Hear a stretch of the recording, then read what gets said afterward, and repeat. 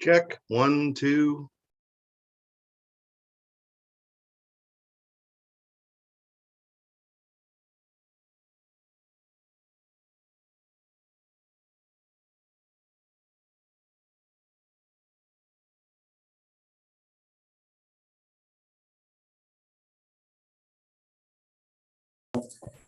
We hear you.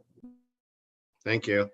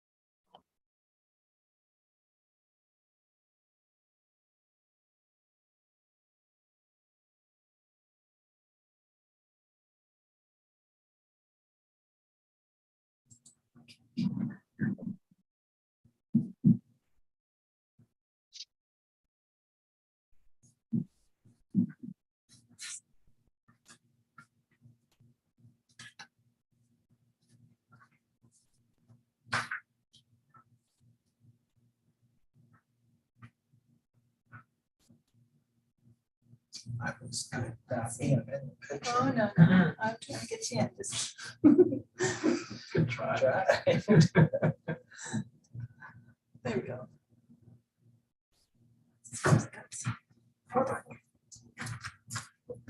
I did.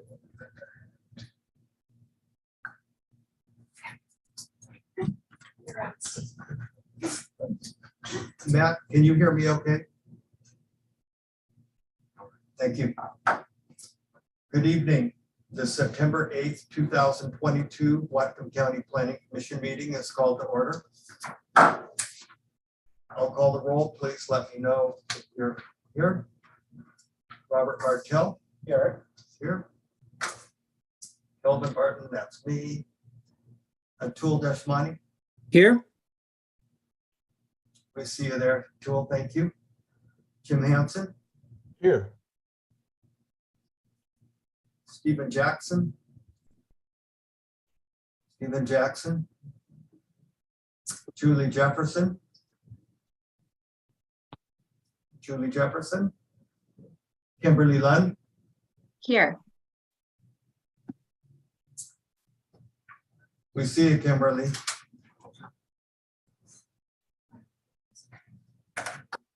Dominic Masiri Here. and Scott Van David. Here. Hey, something going on. And, So the question was asked, that flag doesn't have staff and it's half staff because of 9/11 memorial. And then through the county, the state, and the president, it's we're also honoring Queen Elizabeth this evening. So please join me for the flag salute. I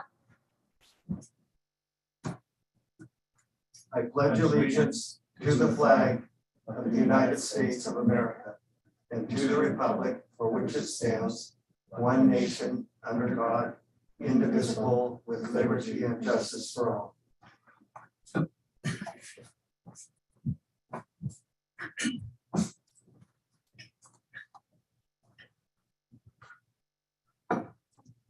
So it's time now for department update and assistant planning directors.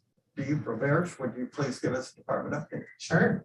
So you guys, a couple of weeks ago, you sent forward a recommendation to the council on watershed overlay and tree retention. You probably remember talking about trees. And so that'll be making its first appearance to council at the meeting on the 13th. So next week. Also for you guys, your next couple of items we're talking about are capital facilities plan, buildable lands, and then with buildable lands, we're also talking about the public participation plan. And Mr. Ahmad will be back talking about all those things actually. So that's the next few meetings. Thank you. It is time now for open session for public comment. And Tammy, will you take over? Looks like we have 2 attendees. All right, so welcome to the meeting. This meeting is being broadcast live. The audio is being recorded and will be posted to the county website. As noted on our website, members of the public may watch the meeting or join online or by phone. During the open public comment session, speakers may not speak to items that are scheduled on the agenda for a public hearing in general, but we do not have a public hearing tonight. So we do not have any public present in the room tonight, but we do have 2 attendees online.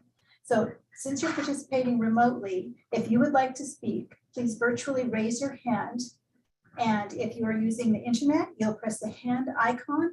If you're using a phone, you can go ahead and press *9. All right, I do see 1 hand raised, so we'll call on you in order if someone else wants to as well. And when you're called on, you'll press the microphone symbol to unmute yourself, or if you're calling by phone, it is *6. When you're called upon, please state your full name for the record.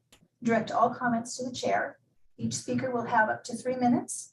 There will be a screen timer to show when your speaking time is up. If you're unable to see the screen, then staff will announce that your time is up after the 3 minutes. Okay, so we're going to open the timer.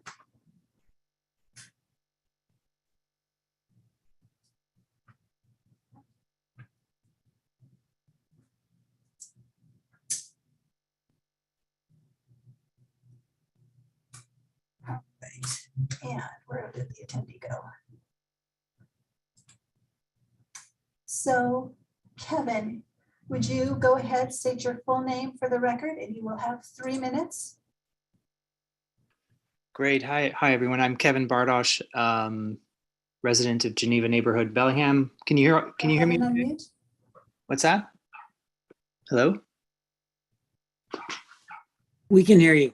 Oh, you can hear me okay? I think this is the wrong person.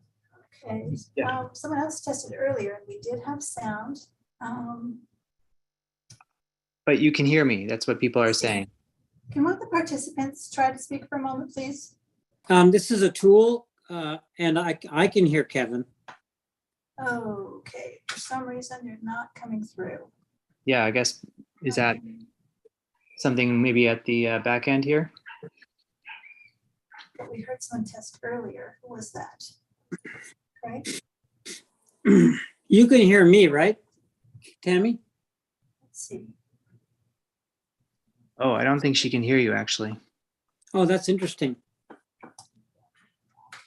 Sound. He's trying to talk, a tool's trying to talk. It's the sound on Down. Oh, on the computer. So Thank you, Commissioner Lund, let's see. and a tool, We might have one here. Commissioner Desmani. Yeah, I did Thank you. turn it on. And I haven't changed anything since we spoke. Let's make sure this didn't get bumped. No, I pushed mine was, sound was off. well, yes, I turned it off with the mute. I pushed the mute button to test it. So, let's see what we do.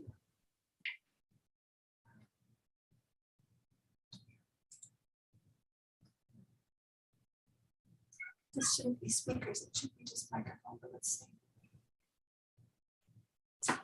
Should be coming through here, right?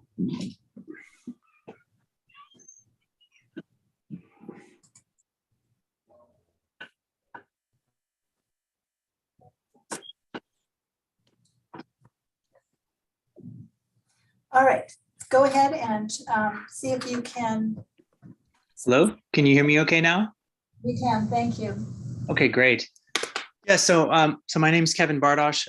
You've all met me before. I was at the last meeting with you physically there. So, it's been a couple of sessions that I participated.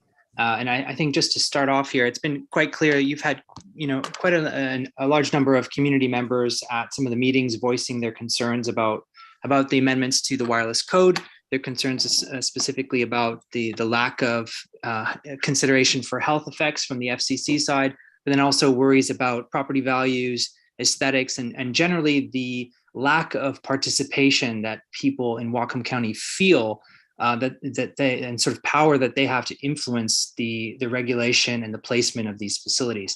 So, we've had some great conversations there, and I was able to meet with a tool and discuss with him some specific amendments to the code that he and I both felt would be relatively easy to insert, but increase in a small way some of that public participation. I'd like to say that I do find it still sorely lacking, and I'm pretty alarmed about the lack of direct democracy in these decisions at a neighborhood level. Being in the Geneva neighborhood, I've witnessed that myself over the last couple of months with the cell tower that's being placed. So I just like to emphasize that these are certainly not, the best that we can do, I would say. And so I do going on, like I had proposed 3 amendments the last time we were together. And I would like to just reiterate 2 of them that I think could still be put into the code and should go into the code.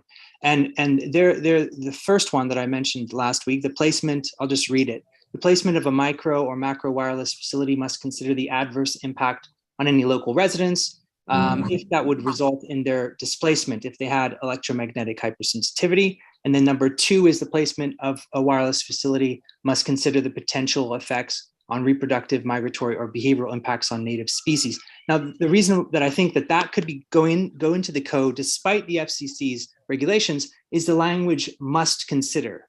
Must consider is not, it's a vague, ambiguous term, right? Saying, look, this is something that should be considered in the placement of these facilities.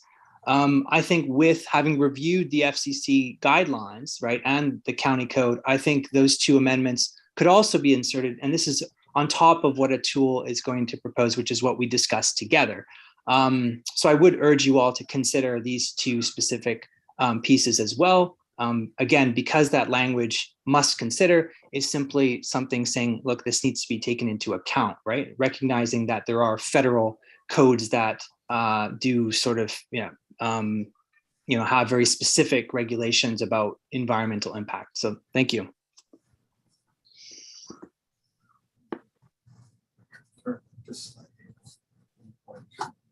It's coming through here, not through the TV this time.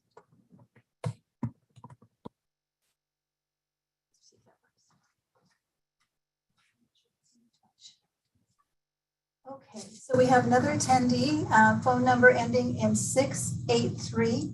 Go ahead and unmute yourself with *6, and then you can state your full name. You'll have 3 minutes. Hi, my name is Danica Thiessen, and I would just like to echo what Kevin said, and I would just like to read also some quotes from people speaking who know this issue well concerning 5G radiation technologies in the last large court case against the FCC over 5G. We have different Americans speaking about what this technology is doing to them. So we have Carrie Olson this summer who spoke, "This technology is making millions of Americans sick, and it's past time to be recognized and addressed." We have Sam Filer. He spoke at the court case, or wrote in his testimony, "Many people's lives are being destroyed by the mass use of radiation frequencies. The FCC's acceptable limits are not based on biological effects, only thermal. Most countries have far lower limits. These EMFs cause permanent disabilities and leave a person with no means of participating in society if they're EHS, like I am." We have Sherry Rose, who was participating in suing the FCC. She said, "I am someone who has been diagnosed with EHS. This happened to me about 5 years ago when a smart meter came outside my bedroom window and I was very ill." She gets migraines, numbness. And then we have a nurse who spoke to the FCC, suing the FCC. She says, "I'm along with 3,500 members of our group, our Citizens for 5G Awareness. We're imploring you to take into account the disabilities of people who are exposed to wireless radiation to remove and reduce cell towers." That was Jennifer Mansler, a nurse. We have Jason DePano said, "I am EMS disabled. My symptoms started years ago. The rollout of 5G has caused me physical sickness to the point where I am forced to leave my home. I suffer nausea, extreme pain, headaches." Then we have Carrie Olson. "This technology is making millions of Americans sick. It's past the time that it needs to be recognized and addressed." We have Sam Filer. "Many people's lives are being destroyed by the 5G towers." Constanza Abrams, "I was diagnosed with EHS sensitivity in 2016. Cell towers were built near my house. I had to move." So what I'm finding, even though the news isn't reporting on it, is that millions of people are being affected, and there are hundreds of people who are being, like us, displaced out of their homes. So I'm begging you not to vote for something that's going to actually cause more suffering to the citizens of Whatcom County, just because it's enriching and in the interests of the telecoms. Thank you.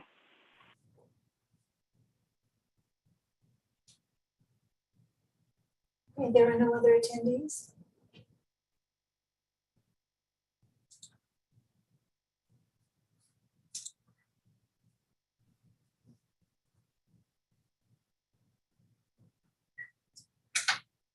This moment, Matt, you have your hand up. Do you wish to speak? We have Royce until 7:30 tonight. And the speakers raised some issues with regard to radio frequency, emissions, which the FCC, which is preempted So I'd just like to ask Royce if he might be able to weigh in. The language was, I think, must consider or take into account those things. Would it be possible just to ask Royce to, from a legal standpoint, to weigh in on that language? I'm here, Matt. Can you hear me? Yeah. Okay. Well, I've repeatedly given my advice, I think. And I believe the area is preempted. I'm not sure that language that says that you may consider or you must consider really changes anything. Potentially that would give somebody an appeal issue if we didn't consider those things. But what it might lead to is a lot of putting on evidence to try to prove those things, and then appealing, saying that you didn't consider them enough or you didn't consider them at all. But I guess it doesn't. You can consider anything. So what do you think, Matt? You work with this a lot. Yeah, I'm just wondering, if we consider it, what do we do with it if we're preempted by federal rules? Well, I think if you're considering health and safety, maybe there are other things besides radio frequency that's been preempted that could be considered, but I really don't think that's what the speakers are talking about. I think they want to directly address what the FCC has preempted. So I really don't see a place for it here, but again, you can consider anything. So is that helpful? I'm just wondering what a decision, like if this went to the hearing examiner, if it was a conditional use and he had to consider these issues, but they're preempted. After consideration, what would you foresee him doing with that consideration? So I think it's the same analysis. You'd get to the hearing examiner, you'd consider these issues that people would put on a lot of evidence about it, and he'd say, well, these are preempted. So we've considered them. Legally they're preempted, and we've made a record. And so that if that went up further on appeal, then there would be a record of how people felt, and we will have had to have made some findings about it. But ultimately, the legal decision, I believe, would be the same.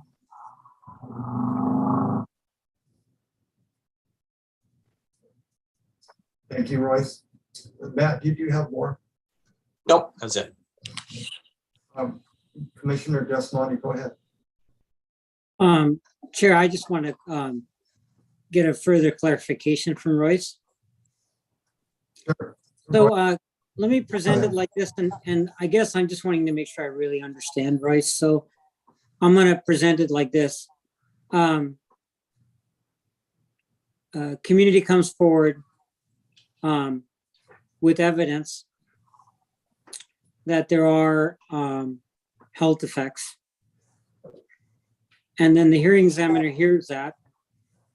And the FCC, or the telecoms, comes back and says, objection, Your Honor, that is not pertinent to this because the FCC doesn't allow health effects from electromagnetic sources to be considered. And so the hearing examiner would effectively be prohibited from considering those factors. Is that correct? Basically, it wouldn't be he couldn't include that, or she couldn't include that in their decision. Am I right?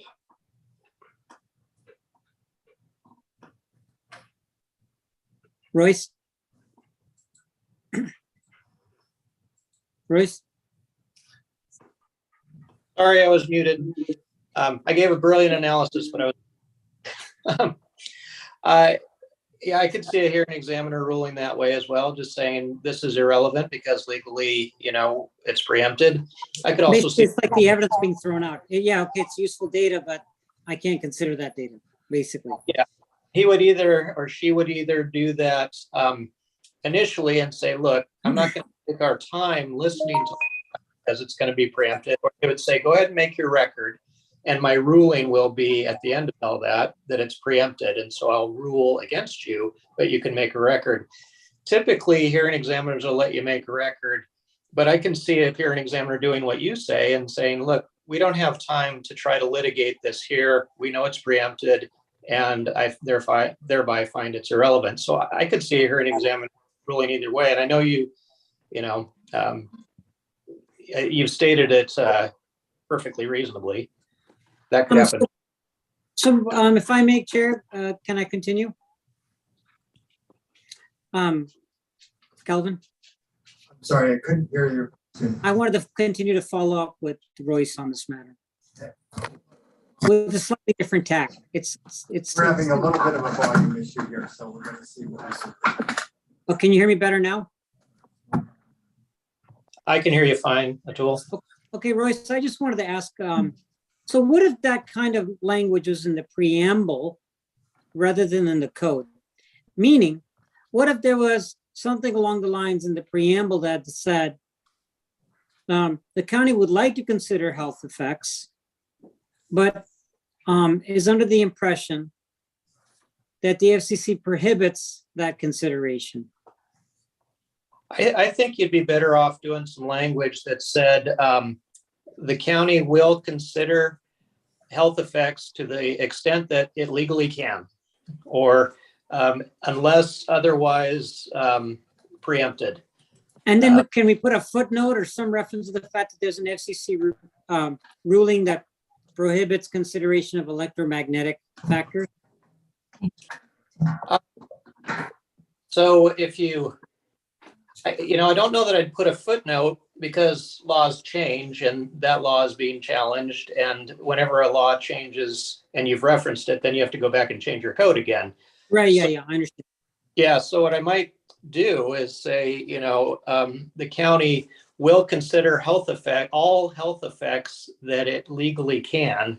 And then if that law went away, then all of a sudden you've got code that says that the county is going to consider those things without reference to it. And it would just kick in automatically, which, is I think what people would want. And in the meantime, if code's accurate in saying that the county will consider all those health effects that it legally can. It can't right now because it's preempted, but as soon as it can, it will. Thank you, Royce. That concludes my question. And I think, Chair, that would constitute a formal assist. Constitute a formal, sorry, we didn't catch the last part.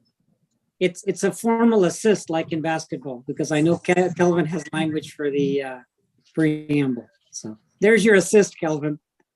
Okay. I have written it down, Commissioner Desmond. Are there other questions for Royce?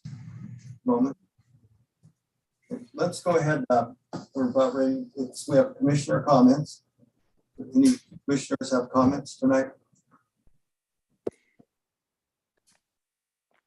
Commissioner Lund? I just wanted to say that my packet for this evening was just 2 pages. It was the briefest of packets, and it was no problem because I was able to go online to get the materials, but I just wanted to let it be known that somehow there was a mishap with my packet this month. Okay, thank you. I think that there was a thought that it was, I think, would have been our 3rd printing of it, and that if we had our old packets, but thank you, Commissioner Lund. Commissioner Desmond, go ahead. Thank you. So firstly, I did meet with Kevin. I met with a few other people from the Geneva neighborhood. And then I met with my best friend from college. And the reason that's relevant, because he was a better electrical engineer student than me. He got a higher GPA, of which I'm still envious. And he's also an electrical engineer, but his whole career has been with wireless and telecommunications and delivering broadband to communities. And the reason I wanted to share that is that he spent his whole career selling wireless. And he said to me that it's long that the future-proof solution is fiber. Even though he spent his whole career selling wireless communications for communities, that the future is fiber.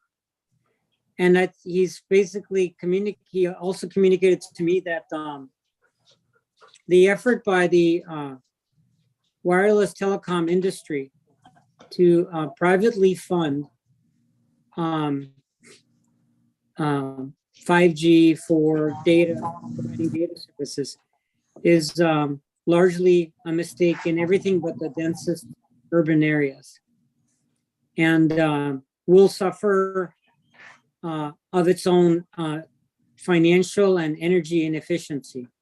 So I just wanted to share that.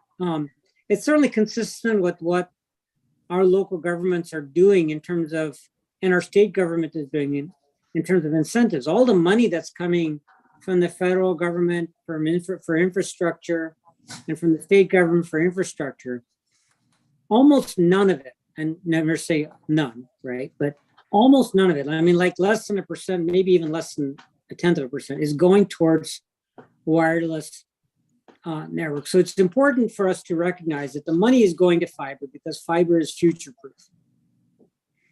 And that's a good thing. And if you look at what our local governments are doing, they're all investing in fiber, not wireless.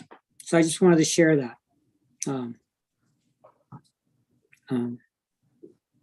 Perspective. Any other commissioner comments? Okay, let's move on to approval of minutes for the July 14th meeting. I'll make a motion to approve the minutes of July 14, 2022 Planning Commission meeting.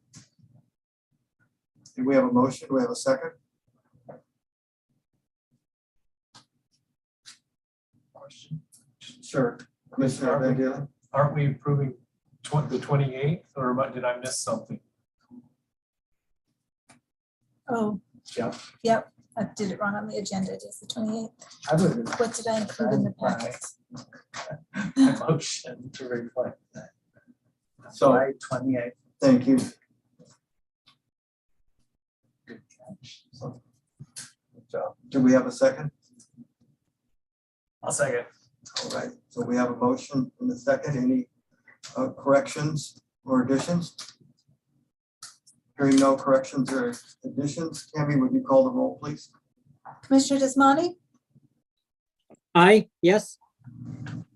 Commissioner Hanson, Yes. Commissioner Lund, Abstain? Commissioner Mosseri, Yes. Commissioner Van Dalen, Yes. Commissioner Bartel, Yes.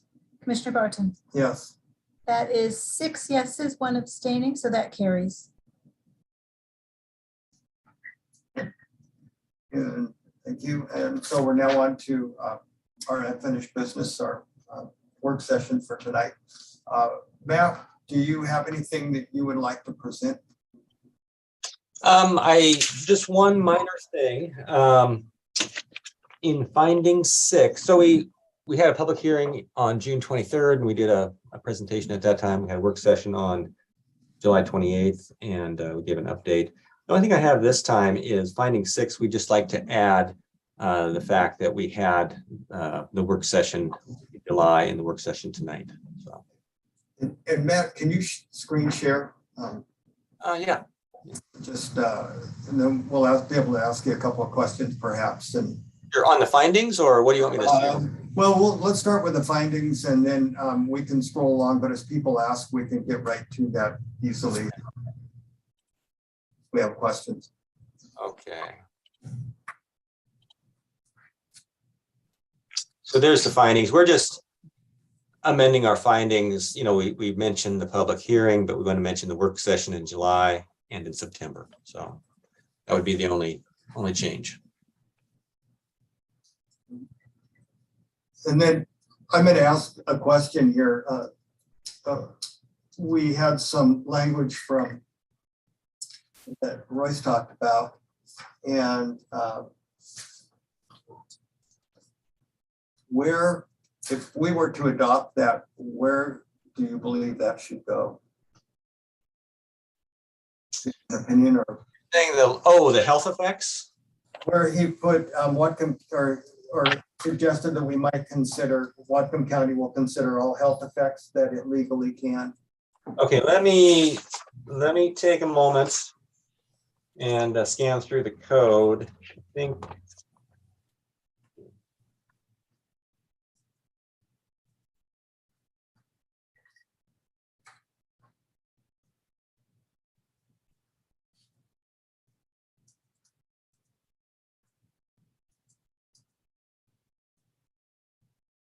Okay, so there's a section.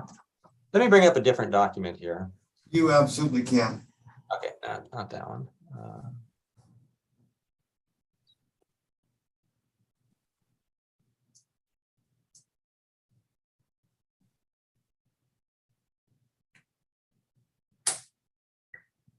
Okay, can you see that Exhibit A? Yes. So I'm going to go down to.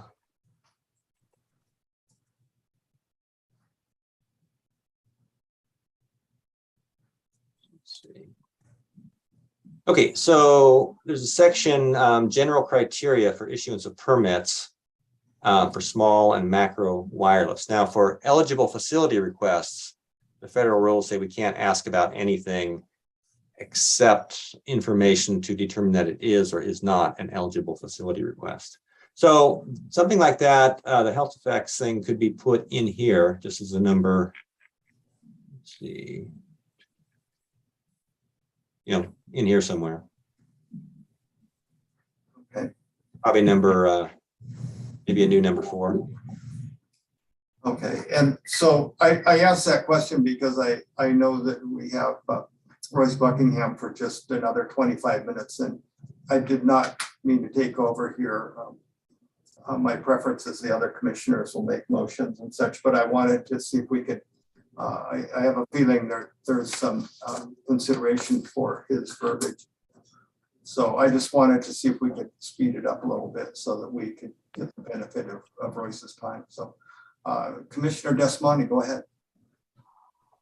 So Chair, I'd like to propose that we amendment this amended language to add a number 4 with the language that we just talked about. And Commissioner Desmonte, your voice is a little soft. We heard you, but just consider that we don't have very well, we're not functioning very well on the speaker on this end. Okay, is this better? Yes. Okay, I'll just move closer. And so you made a motion that we insert the verb. A new number 4, which is that the county will consider health effects. Okay. And is that the language Whatcom County will consider all health effects that legally can? Yeah, not otherwise prohibited by the FCC. I think, was it unless preempted, or I can't, that's what I had from Royce. Yeah, unless preempted. Okay, yeah, that's fine, Matt. Why don't you put the first draft on there and then we can work with that. Let's see.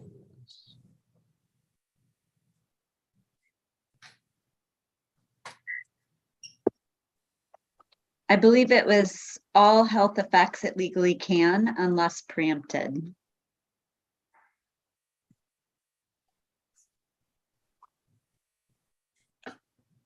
Thank you, Kim.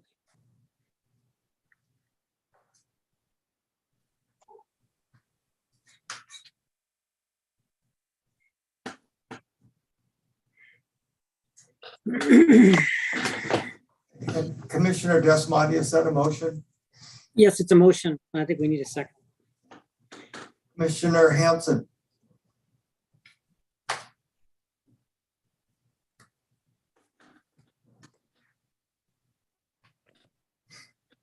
Commissioner Hanson, you had your hand up. Go ahead, Commissioner Hanson. Sorry, I'm not prepared to second. I want to speak about the topic, but let's give someone a chance to second first. Yes. Commissioner Lund. I'll second it. We have a motion and a second. Commissioner Hanson, go ahead. Well, as I stated in the previous meeting, I consider 5G a travesty and an abomination. And since then, I've learned that my daughter, who lives a half mile out of Arlington, lost all cell coverage because they switched over to 5G. So she's paying for nothing. But I think this motion is a little too convoluted, and it opens us up to 10,000 doctors and legal experts and lawyers dancing on the head of a pin. I mean, it basically means nothing. Consider, like, how do you prove anything? We have a lot of opinions about health effects. So I'm not in support of this. As far as I'm concerned, if I would say we will, maybe number one, we will prohibit all 5G towers unless preempted by the FCC. I would support that, but I think this kind of language is cruel in that it misleads our citizens into thinking that we actually can do something about this that we can't do anything about.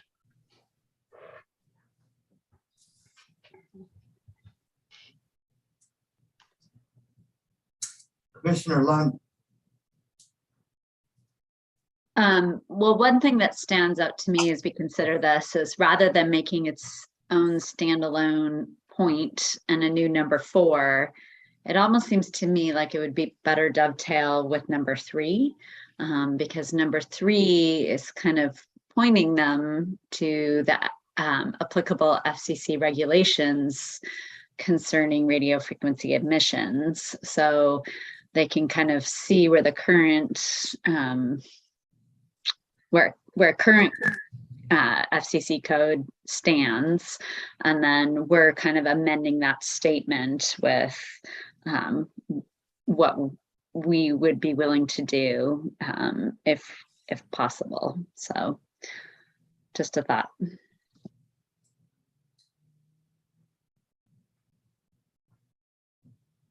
Commissioner Desmani.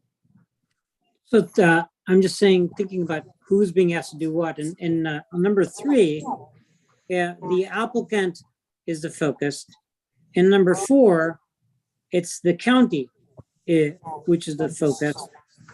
And I think we already know that prohibiting towers is outside the scope. And I think what I'm trying to accomplish here with this particular amendment is to create as much of a basis as possible to consider health effects over time. And the main thing that is possible is that the FCC's ruling could be taken apart. It could be completely undone. It could be partially undone. So what this does is it says that everything that the FCC is not preempting then falls into the purview of the county. So this isn't just for today, this is thinking about for as time goes on due to legal challenges that are coming. So I'm not sure I get Commissioner Hansen's point that there's potential for much more aggressive action. But this certainly preserves the basis for health effects related considerations, particularly if there's a restriction or modification of what the FCC is allowed to do. Commissioner Masseri. Yeah, I have a question for Royce. If he thinks that inserting this language could open up the county to litigation and their challenges, as Commissioner Hansen brought up. Yeah, I think if you say, we're open this up so that people can make a record and argue about stuff in front of the hearing examiner, then that creates opportunities for people to appeal and creates kind of a mess. So, I don't know if that answers your question, but I think as we've mentioned before, this isn't really the place to fight the battle against the FCC in the Whatcom County hearing examiners chambers. It's just not, I don't see that being productive. So whatever you fashion, I wouldn't fashion it in such a way that you create opportunities for people to make legal arguments in front of the hearing examiner. That's just more work for staff and for the hearing examiner. And I did hear that, yeah, if you have a hearing examiner that's fairly controlling, they might say at the outset, we're not arguing that today. You're not going to make a record about that. And so, it could be shut down. But until something happens with the FCC rule, I don't know why we would put a bunch of stuff in there for people to get excited about and appeal. That being said, I'm just an advisor. And if you want to do that, we've provided some language that might be effective if the rule was removed. I hope I've said that all clearly. Okay, thanks.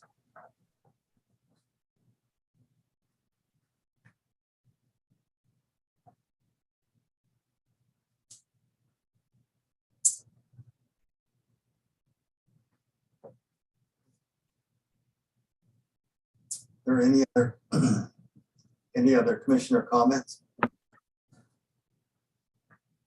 Commissioner Desmani.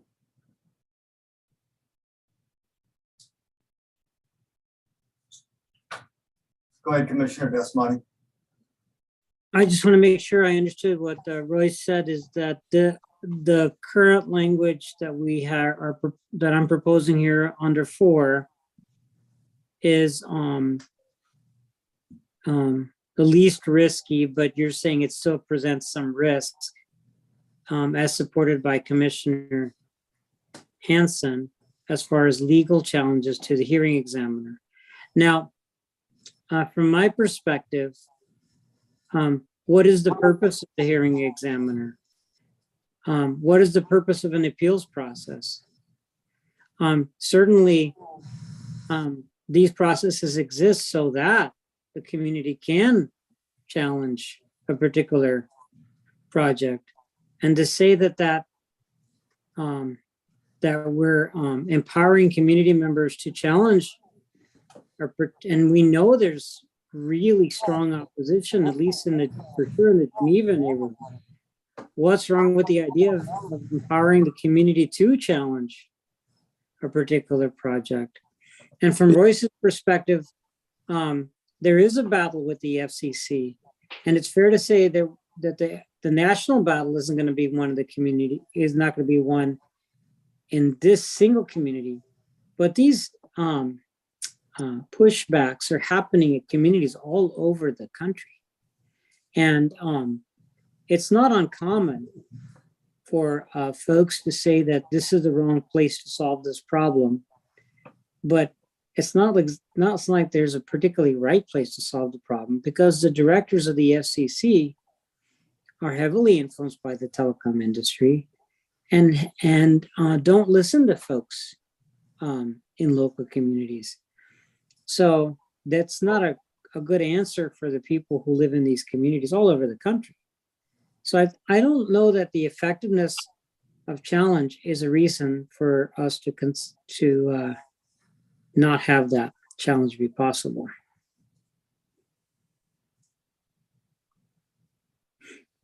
So I'm speaking for the amendment in case. I guess to answer your question there, the difference between having citizens go and fight against the FCC and having the county adopt something where the county is going to go fight against the FCC rule are two very different things.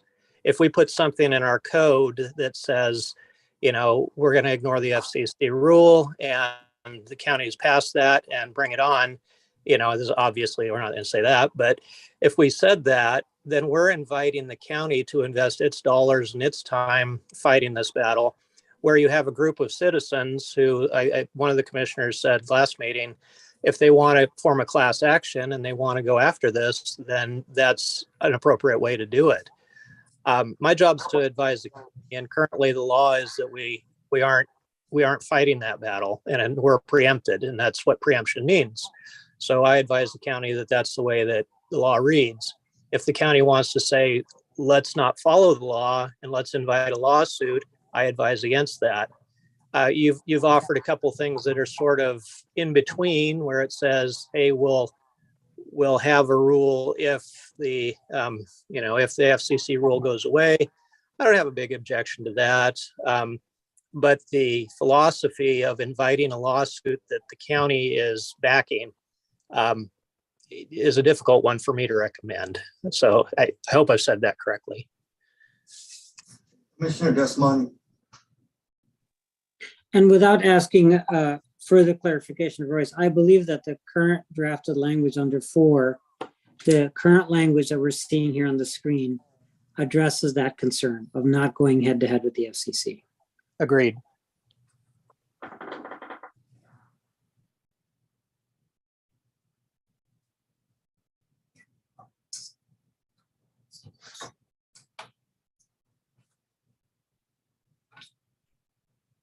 Is there any more discussion?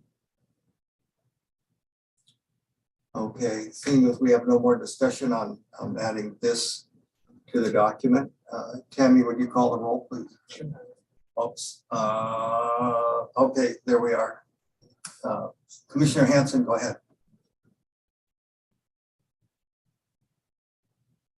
I was just keeping my mouth shut, hoping somebody else would have something to say. But just a couple of points. Health effects, the reason I talk about lawyers and doctors dancing on the head of a pin is health effects is extremely vague, concept, fairly meaningless, and unlikely to do anything, and that deluding citizens is not empowering citizens.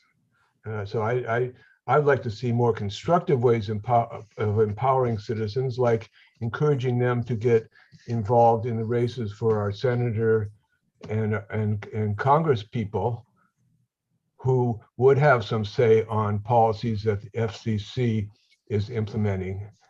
And so I would certainly, again, point people in that direction.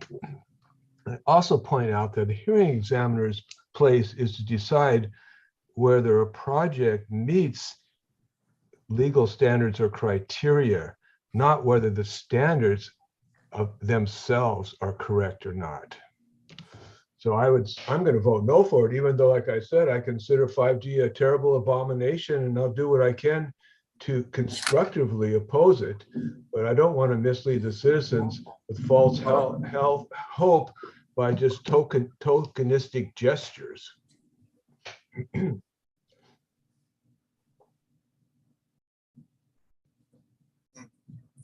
Are there any other comments, commissioners? Oh, Tammy, would you call the roll, please? Okay, so the motion is to add number 4, the county will consider all health effects it legally can unless preempted. All right, so Commissioner Hanson. No. Commissioner Lund. No. Commissioner Mosseri. No. Commissioner Van Dalen. No. Commissioner Bartel. No. Commissioner Desmani. Yes. Commissioner Barton. Yes. So that's 2 yeses, 5 noes. That fails.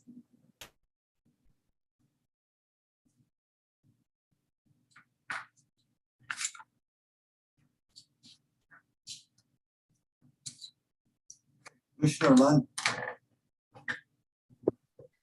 I just want to say that was a tough vote for me because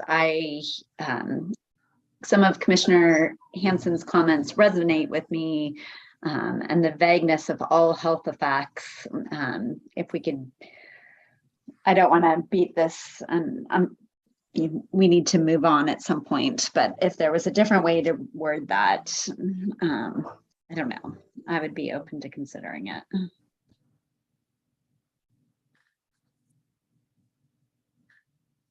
Commissioner Desmani. So Chair, I believe, I don't know if you're planning to introduce it or not, that we had spoken about the idea of putting something like that language in a preamble statement. Is that something that you still want to talk about?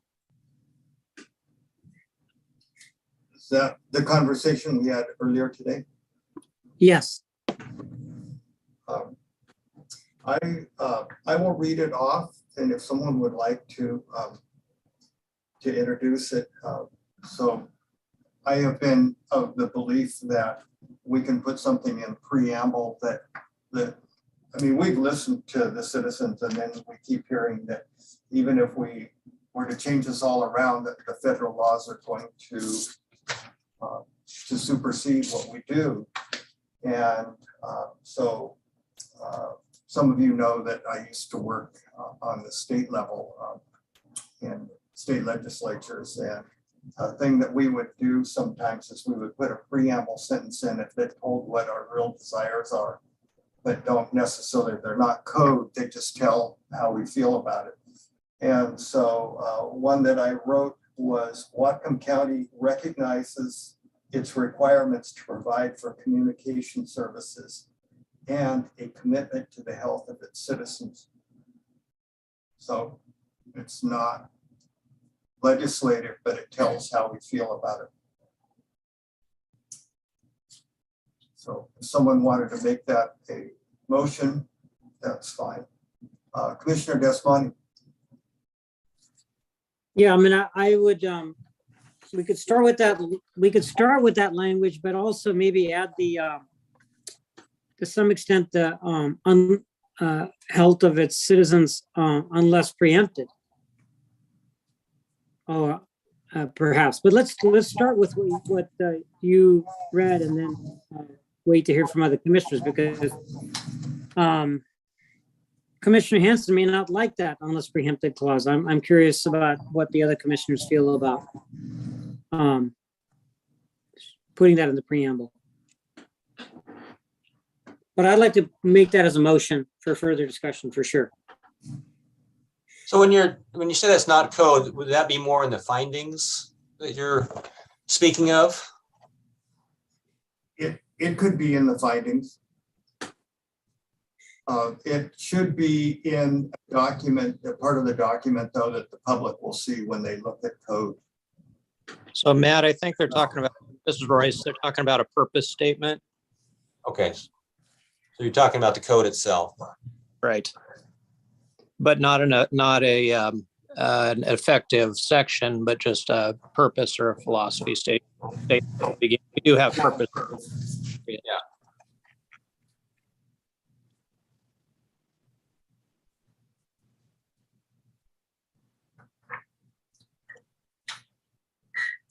So would you like me to read it back to you there, Matt? Yeah, if you could do it kind of slow so I can type it in. Whatcom County recognizes its requirement to provide for communication services and a commitment to the health of its citizens.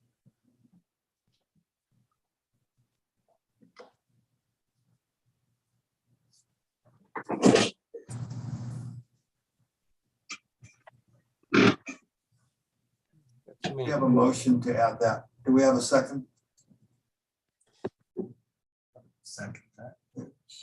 Martell is second.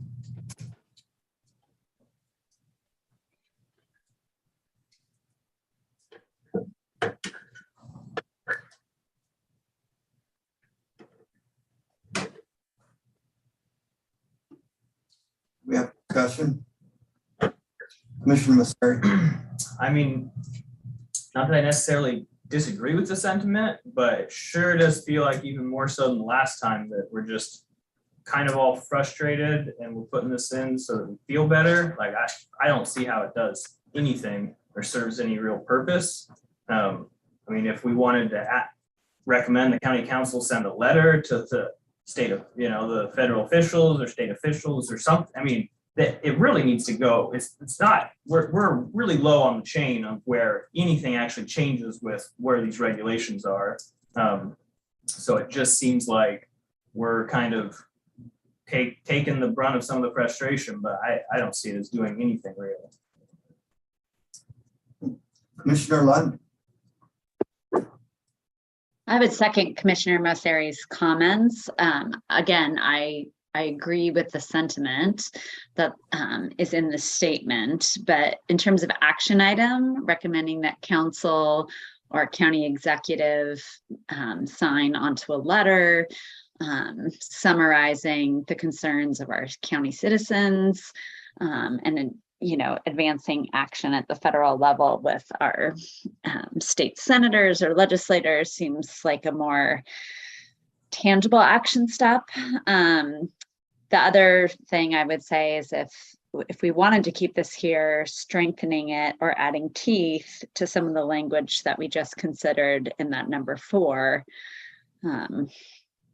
again, it doesn't really do anything, but maybe puts a little more bite onto the sentiment. So.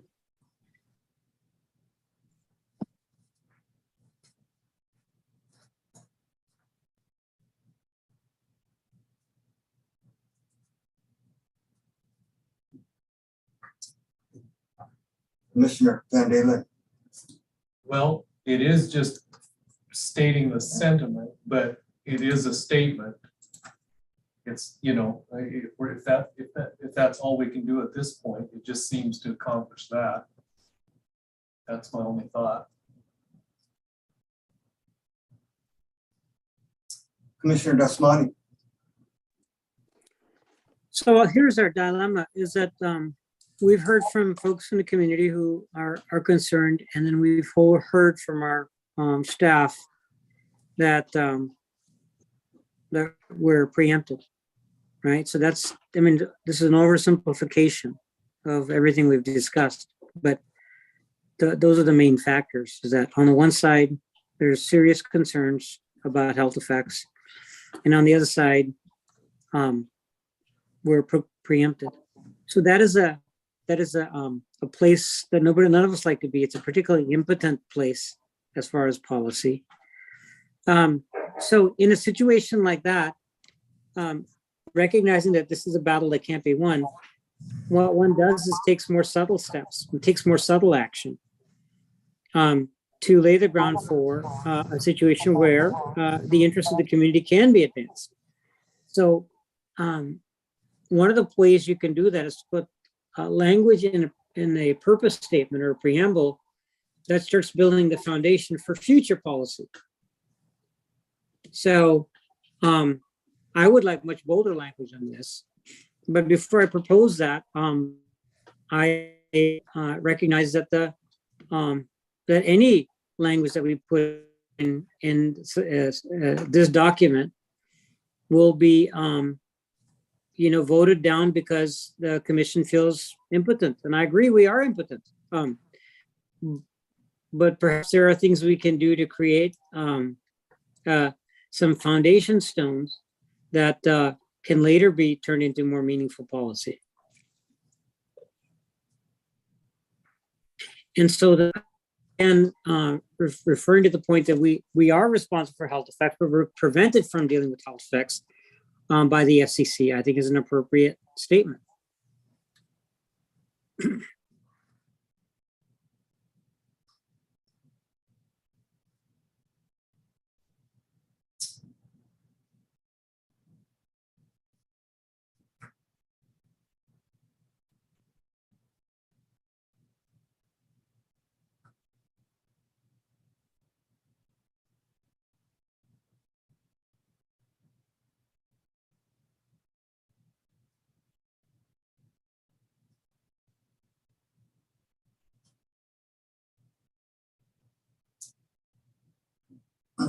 Are there any more comments, commissioners?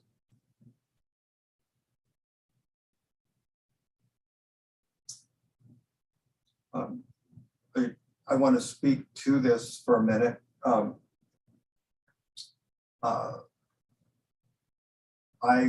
thought about this after our last meeting and talked with Commissioner Dasmani about this. And sometimes it's somewhat like Commissioner Dasmani talking, but sometimes the steps need to be small. And I felt like this one expresses what we're feeling, but we all know that we can't do anything, but I viewed it as an expression to our citizens that we heard what they had to say. We can't fix what they want, but I thought this was a way that we could recognize their input and and even their frustration. And I have seen it at the state level where they've inserted parts to preambles and things like that to state what, an opinion and their concerns. And I thought this was a concern statement in a way to support the citizens. And that's why I worked at coming up with this language.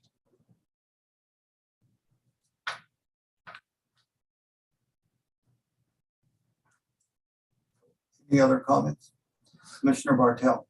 I was just trying to come up with something that makes it a little stronger, like intends to or something like that. But unfortunately, I don't have anything that's just grabbing me that moves it to that level.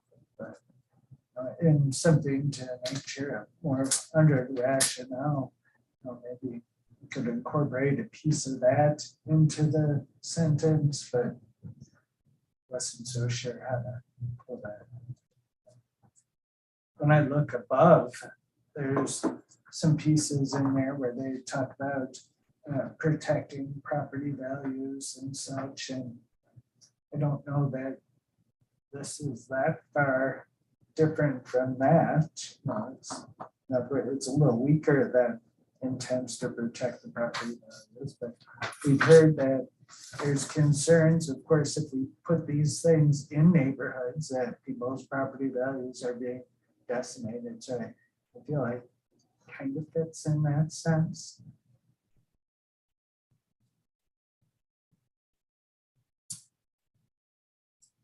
Are there any other commissioner comments? Tammy, would you call the roll, please?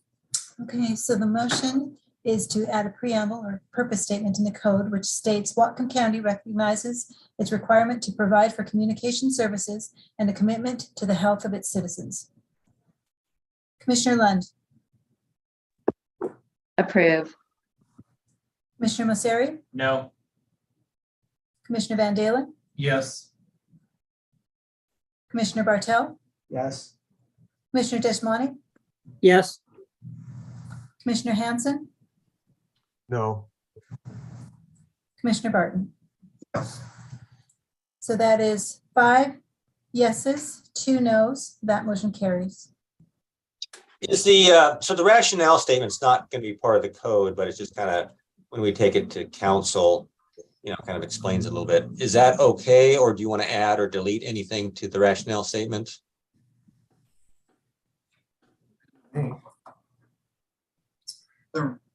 I can see some of the commissioners are reading that and thinking about it right now, Matt.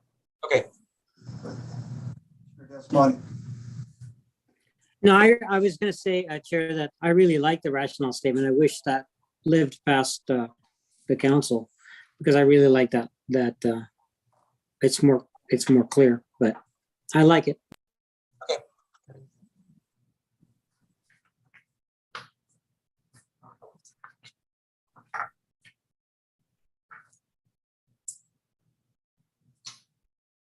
Commissioner Lund.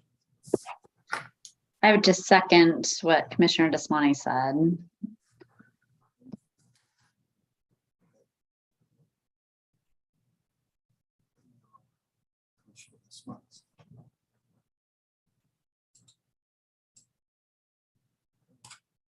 All right.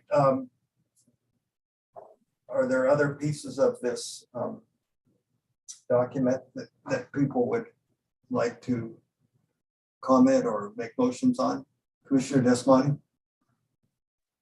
Yes, Chair. I spoke to you earlier. I've got 3 items that I want to raise and then get staff's help to figure out how those items can be incorporated. So maybe if I can, I'll just list them, and then Matt, you can help me. We can go back and figure out how it fits in.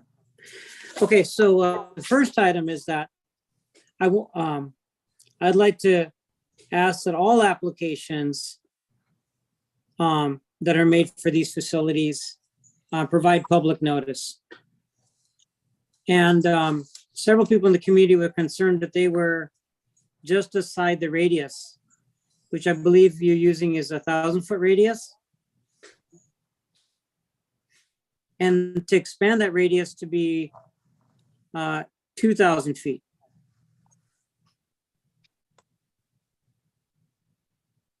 The second item is that to confirm that every application that's made has the potential of being appealed.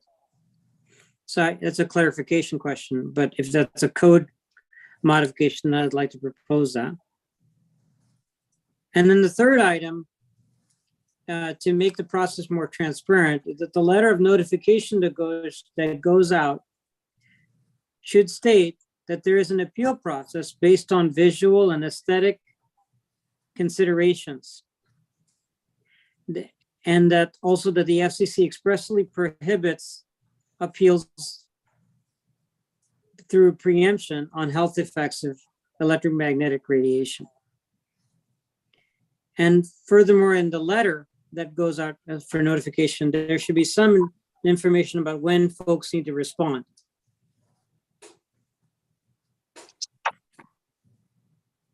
So we can take those three items one by one. First item, Matt, again, repeating again, is that public notice. What are the rules on public notice as currently in the code, and how do we make sure that everybody receives public notice for all cases of these 5G antenna? Okay, I'm going to bring up a different document here.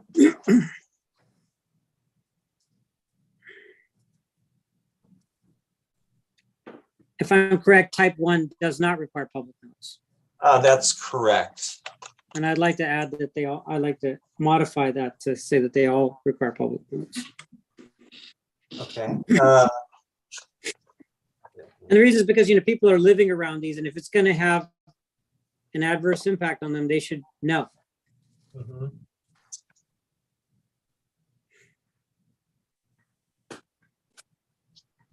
Okay, so let's see here. Okay, notice of application is 070.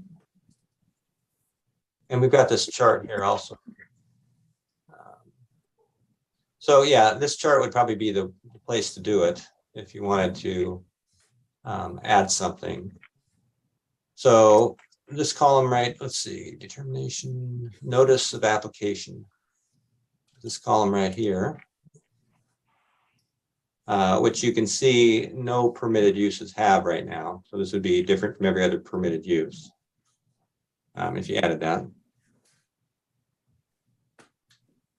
Yeah, and again, this is unique, right? That, the assumption is that people's impacts is de minimis, but we now know from hearing from folks in the community that it's, from their perspective, not de minimis. So Chair, I'd like to suggest that we do each one of these three topics separately. Does that make sense? I think that's appropriate. So my first motion is to require for type 1 applications public notice.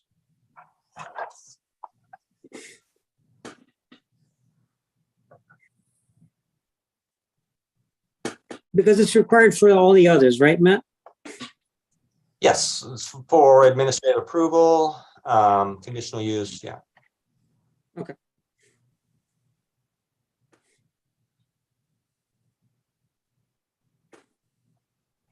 And I guess I don't have a second.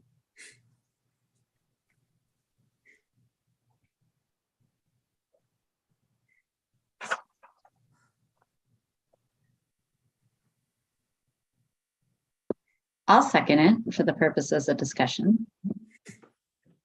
Thank you.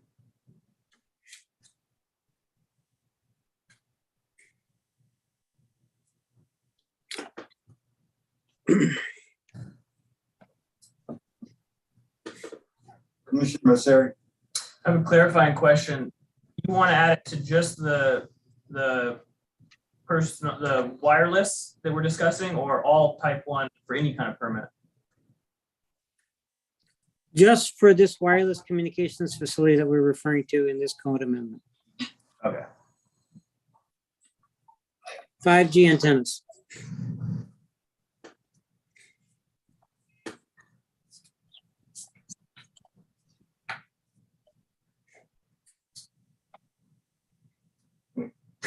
Commissioner Desmonte, did you have more you wanted to say?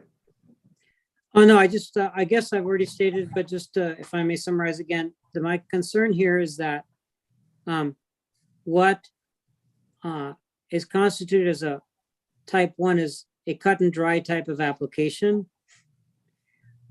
But it's not cut and dry. There's no difference for the resident in the community in terms of their personal health exposure between type 1 and type 2. That's what I would argue. Those who are concerned about health effects are not less concerned about a type 1 over they are over a type 2.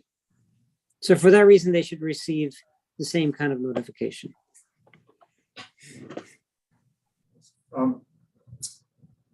Commissioner Masseri, go ahead.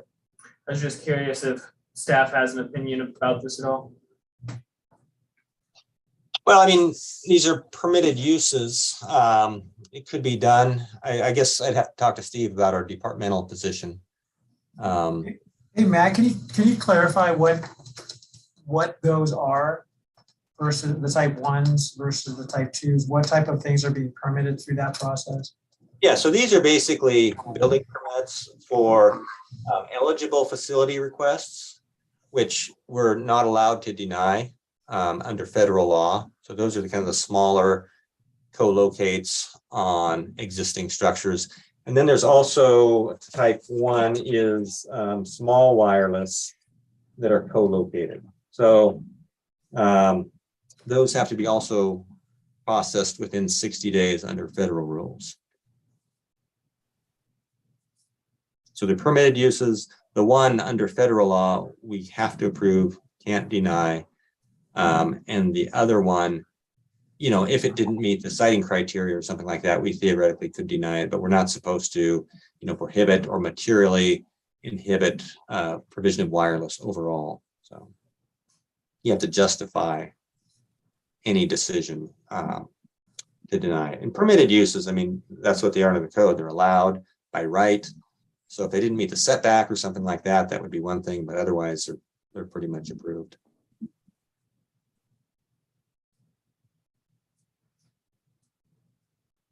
So I think when we first looked at this, so Matt, help me, correct me here. We talked about this, I think.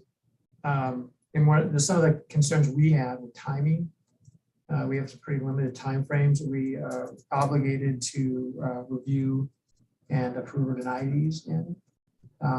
And also the fact that if we provided notice, there's not really much for people to comment on. The criteria for these are pretty well set, right? And you do these things and it's allowed. So there was kind of that, are we providing people that false hope, right? That they're going to change the outcome of this permitted. Because it's a 60-day deal, right? It's no matter what, it's a 60-day deal, as I understand it. For the eligible facilities. Yeah. And jump in here, Matt, with any correction there. So there's two basic permitted uses. One is the eligible facility requests, which federal law passed by Congress says local governments shall approve and shall not deny. And we have to do that within 60 days. Then there's small wireless that are co-located, like on an existing tower or existing building or something. And the rules are a little bit different for that. The FCC rules say that 60 days is a presumed reasonable time. It's kind of a safe harbor. If we go over that, we could argue that we need that time, but it makes us subject to appeal. So we're trying to stay within those 60-day timeframes.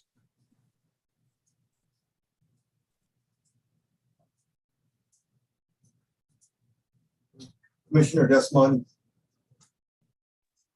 I just want to repeat again is that the issue here, there's one aspect, which is the ability of folks in the community to challenge or appeal, which is. Mr. Desmond, can you hold just a moment? Can you Yes. speak a little louder, because we're having a hard time here with the speaker tonight. So if you can talk louder, that'd be great. I will do so. There are two aspects here. One is the process for challenge. And I agree with staff that the ability to challenge in the case of type 1 is much less. But then there's the informed consent or for people whose livelihoods or personal health might be affected by these facilities. And for that reason, I think it's beneficial to let people know, even if there's not much they can do about it, because they always have the option to move, and they always have the option of taking other measures to provide their, for their personal wellness. So I just think it's because we've gotten so much clear communication for people in the community that they want to know where and when these things are going up, I think it makes sense to maintain the same level of notice for that reason alone. Commissioner Masseri. Matt, I've kind of got it in front of me here. I found it. Can you pull up these permitted uses that would then send the notice out? Because I want some of them I think, warrant what people are bringing up, but some seem like they could potentially be pretty small stuff that you might be getting people riled up about.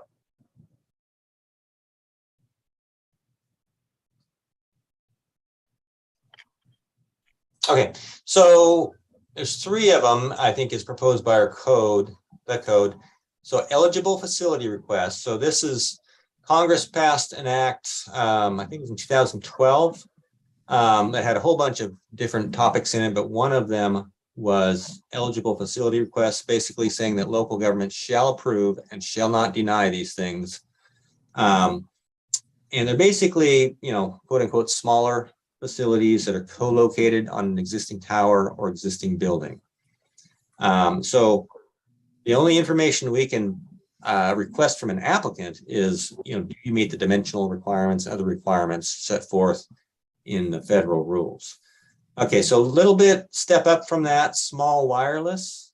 Again, this is co-location on an existing structure. And again, the federal rules say we're supposed to process those within 60 days.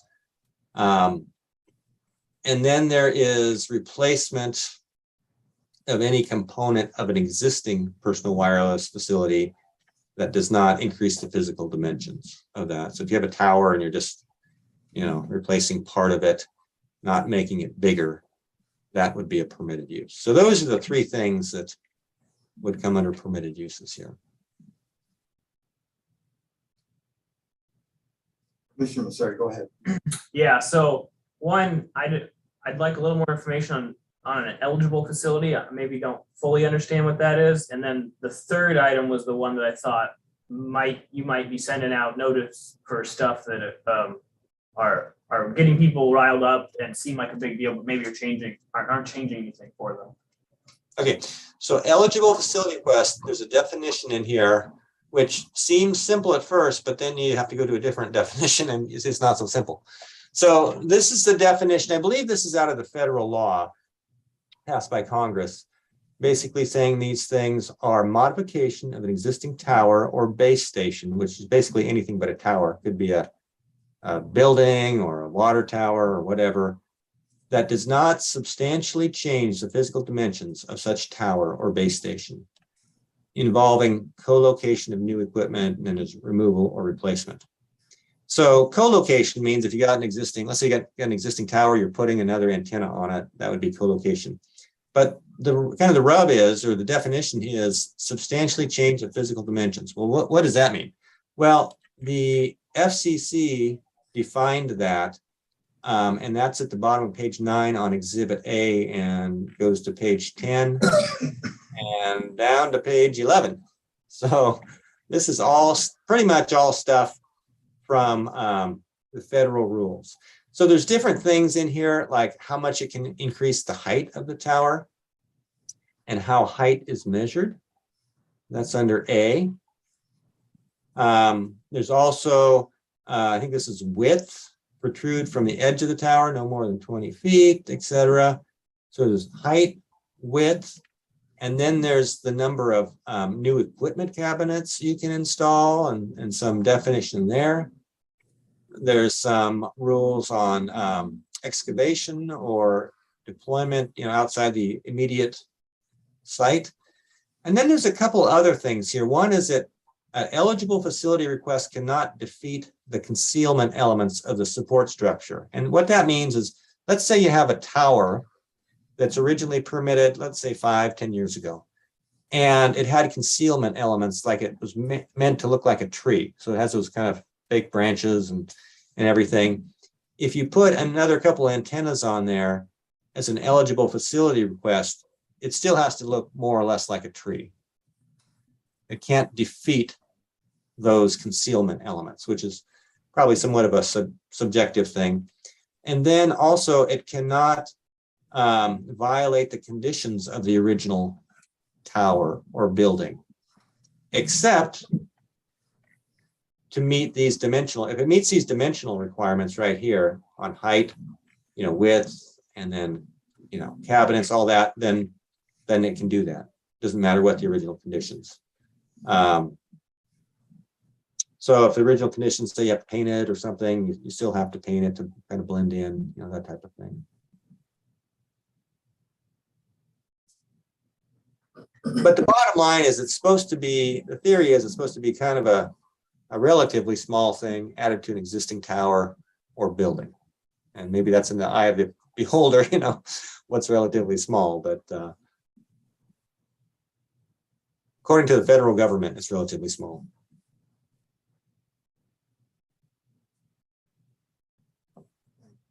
Commissioner Desmond.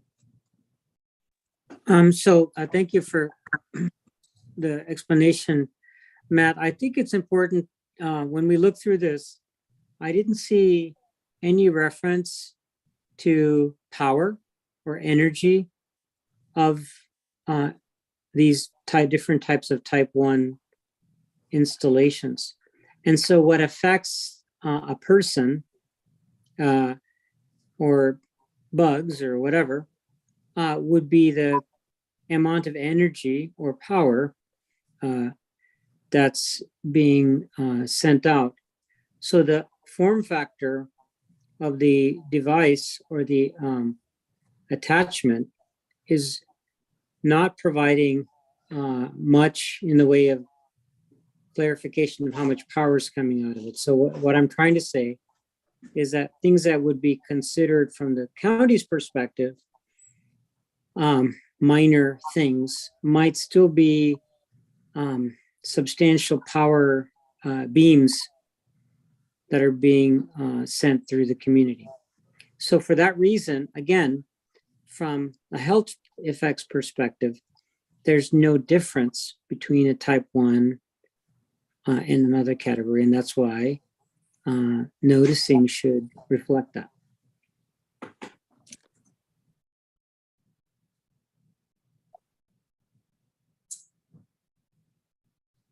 Commissioner Hanson. Well, I see little hope of opposing these at this level for either health or environmental reasons.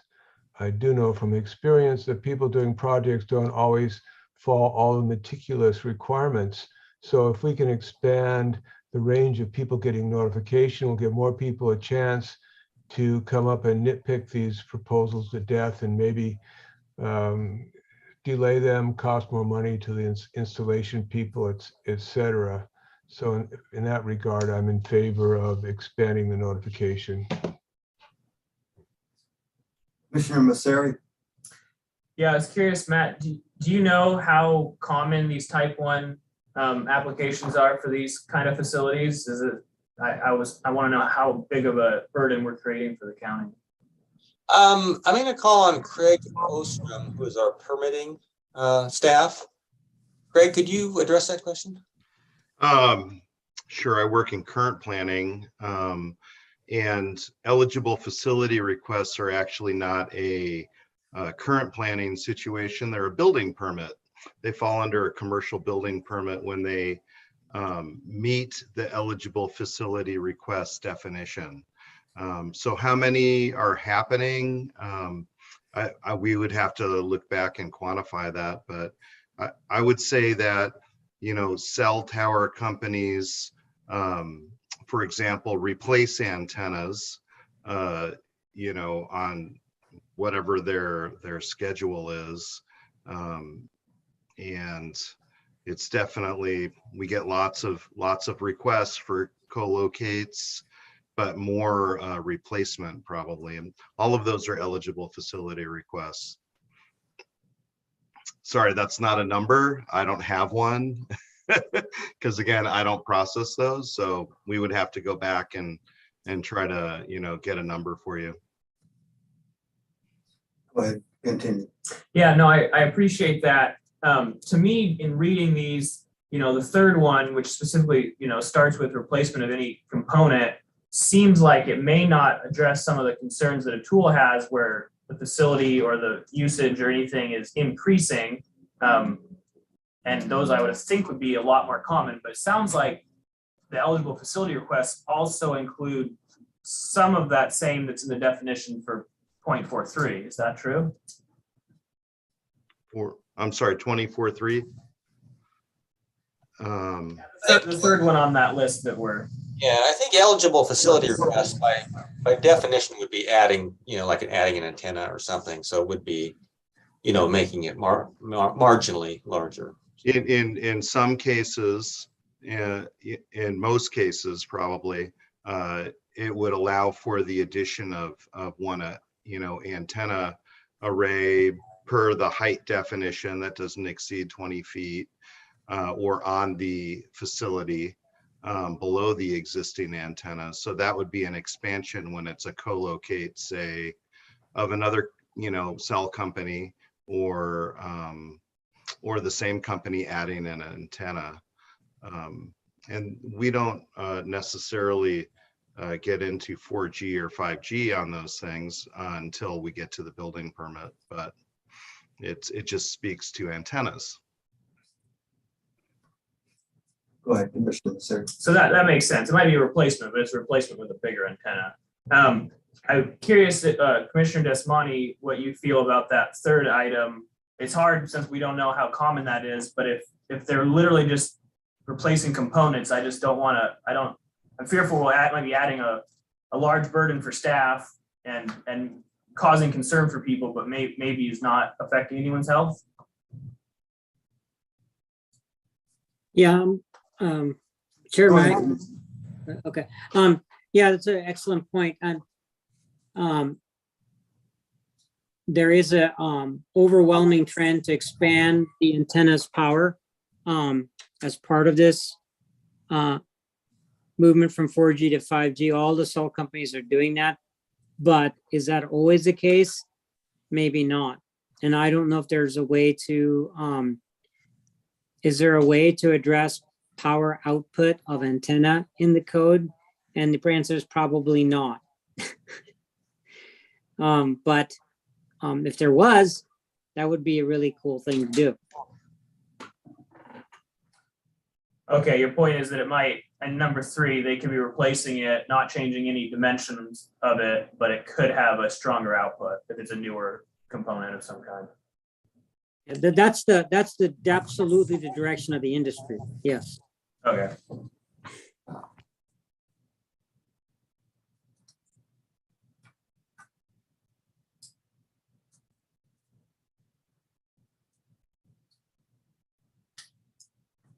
And while we have a little small lull here, I want to acknowledge that one of the attendees has raised their hand, and we generally don't call on you to speak, but any of the commissioners, if they have a question they would like to ask you, is welcome to do that. And so that's why I have not called on you specifically, but the commissioners are allowed to do that.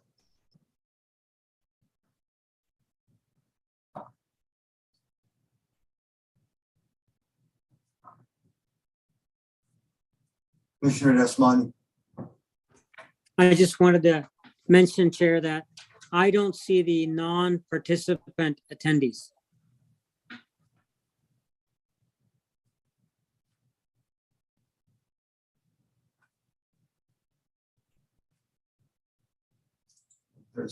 we have one attendee right now. Okay, I do now. I misspoke. I did find it. I'm sorry. Yeah, I would invite the attendee to briefly clarify if possible.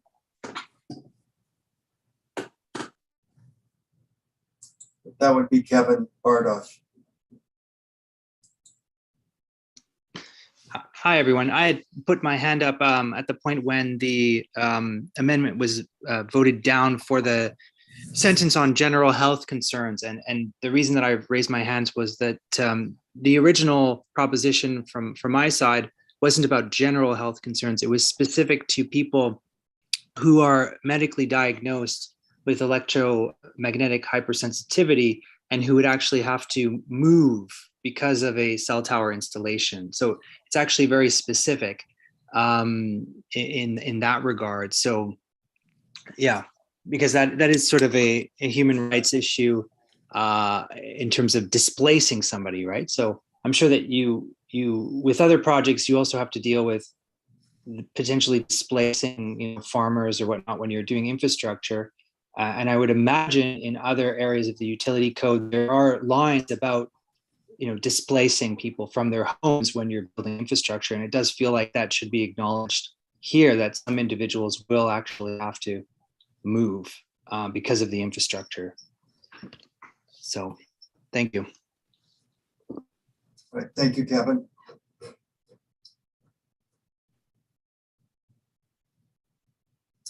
So Commissioner Masseri.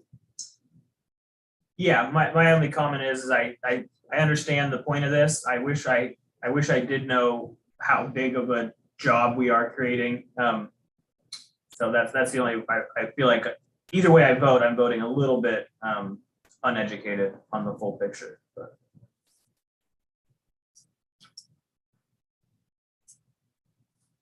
Okay, any more comments on this motion, commissioners? I want to ask Tammy to read the motion back. Okay. And, okay. I believe motion was that type 1 applications for wireless communication facilities provide public notice.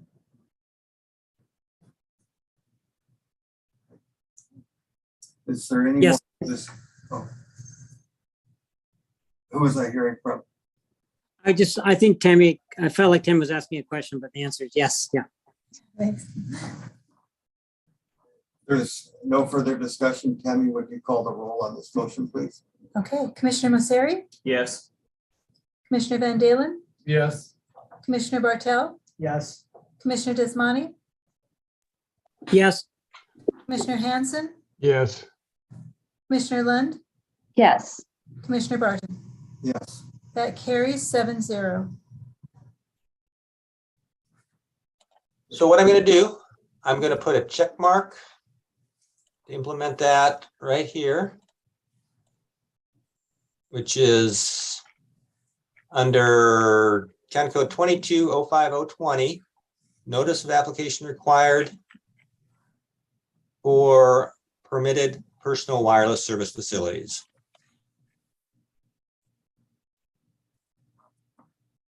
And do you want to put a rationale statement in there? Commissioner Desmond, go ahead. Yeah, if you like, Matt, I would suggest that the rationale is type 1 is no different from type 2, the other types based on its power output. And Okay. power output is what is driving the concern of the community. Is that okay with everyone?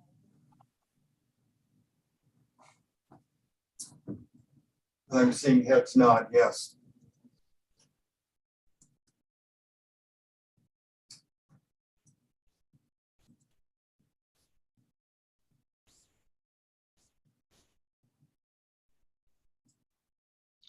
see my hand?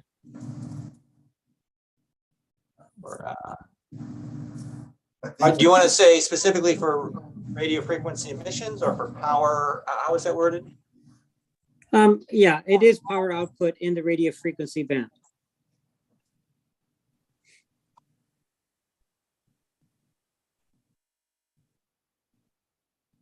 Hold on here.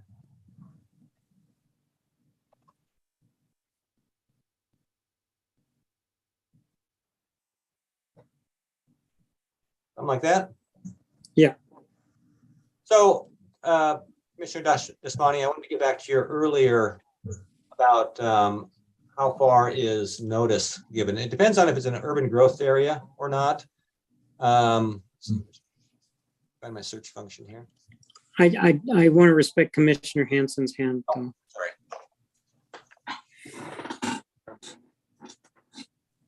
Yeah, I was just concerned that when we start to talking about technical radio frequency or power issues, if we're treading on the feet of FCC, who basically told us you can make decisions about how tall it is, how wide it is, and how scenic it looks.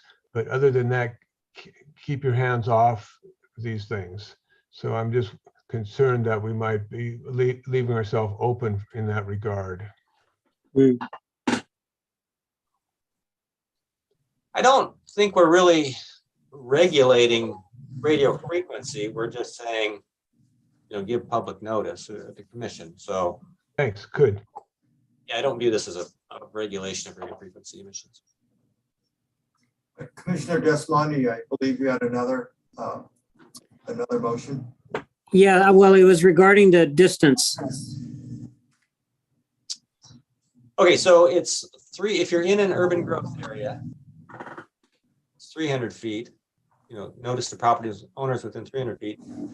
Outside an urban growth area, like in a rural or ag or forestry area, it's 1,000 feet.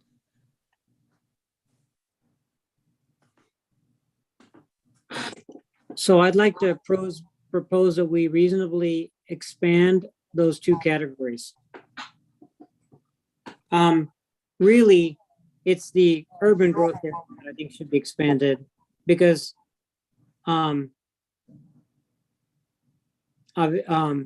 radiation goes down as the cube root of distance. So the more important one is 300 feet.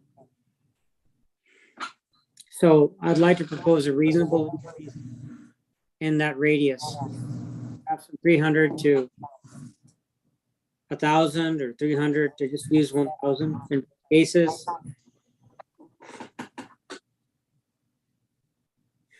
I'm open though to suggestions from staff.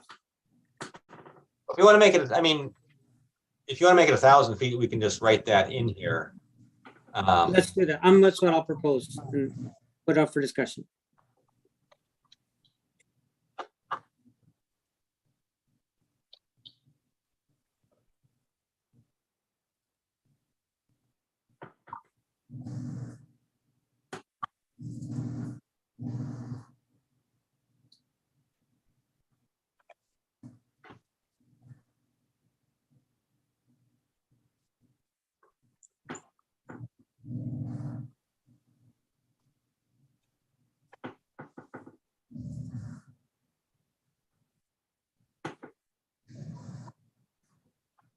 Something like that?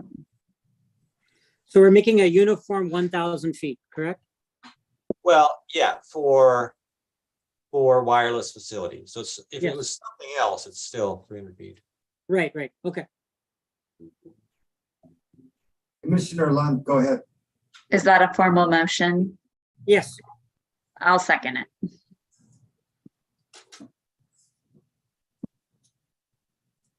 I would just add on to my second with the comment that it seems like if we're looking through the lens of health impacts, the impacts of the rate, are going to be the same whether your distance from the tower is in an urban or a rural area. So it seems like having uniform distance makes sense. Obviously, there's a lot more residents that will receive notice within that 1,000 foot, boundary area in an urban area, but it seems to me to make sense.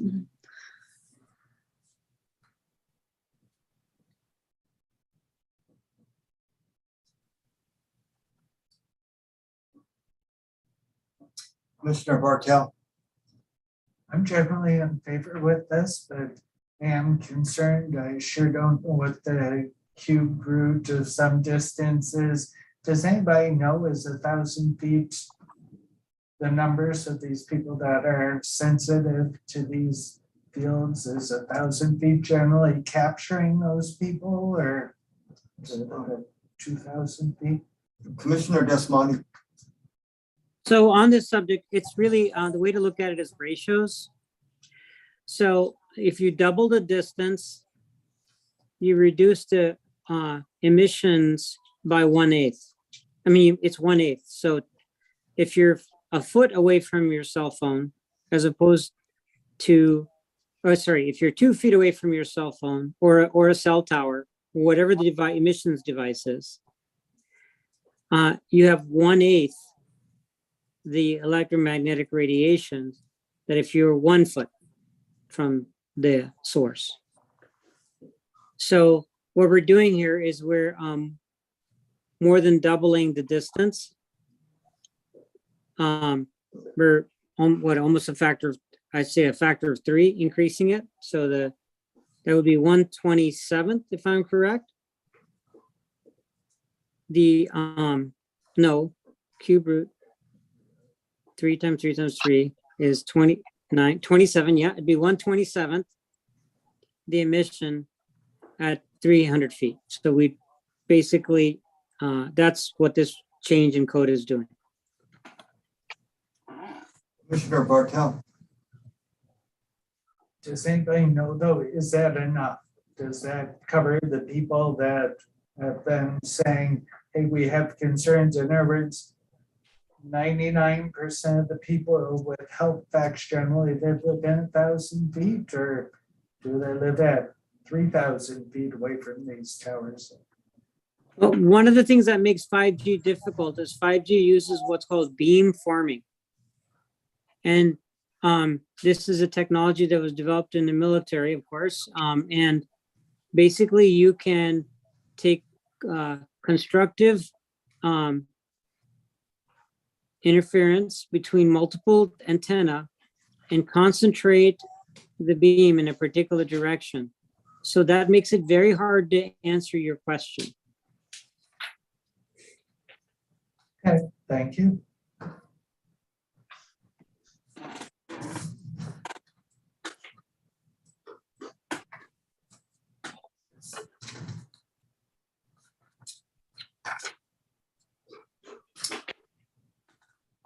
Commissioner Bartel. I see that Kevin Bardosh raised his hand. That's why he has any input on that. Kevin, Commissioner Bartel has asked if you have information on that question. Thank you. I can certainly speak to that, although it's a large conversation. But I did want to just mention that for the rural setting, I would recommend 2,000 feet. I mean, even for the urban setting, 2,000 feet would be appropriate, considering the power density that you get from these towers and also the beam formation. So yeah, that would be sort of my recommendation. It also depends on the topography of an area as well. Thank you, Kevin.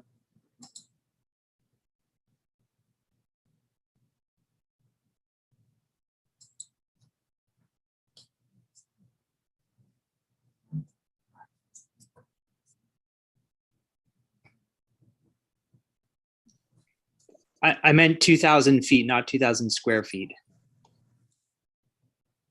Thank you.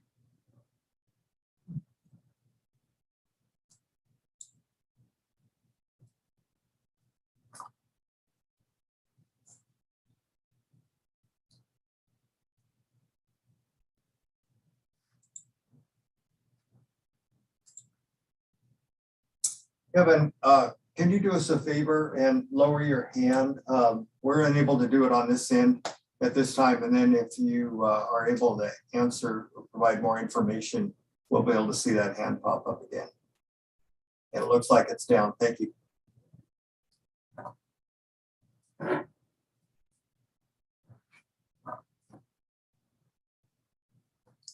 Commissioner Lund. I was going to say, just for context, 2,000 feet is a little over a third of a mile. If that's more helpful in understanding what that scope is. Commissioner Bartel. I would share pond drain moving it to 2,000 feet. My concern, of course, many people that would have to be notified. And challenges of trying to get that done and hear from everyone. So I'm hesitant to say 2,000 feet. But if someone else was really for it, oh, exactly. Commissioner Desmond. I certainly think it would make sense to have the same number for the rural as urban, as Commissioner Lund clarified.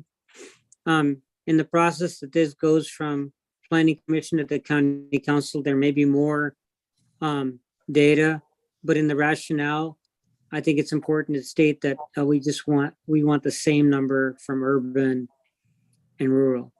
I just wanted to ask if we could put that in the rationale.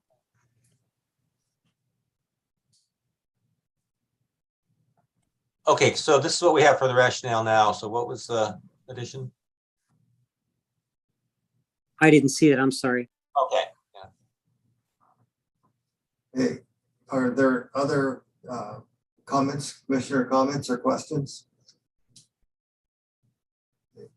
Seeing none, Tammy, would you call the roll, please, on this motion?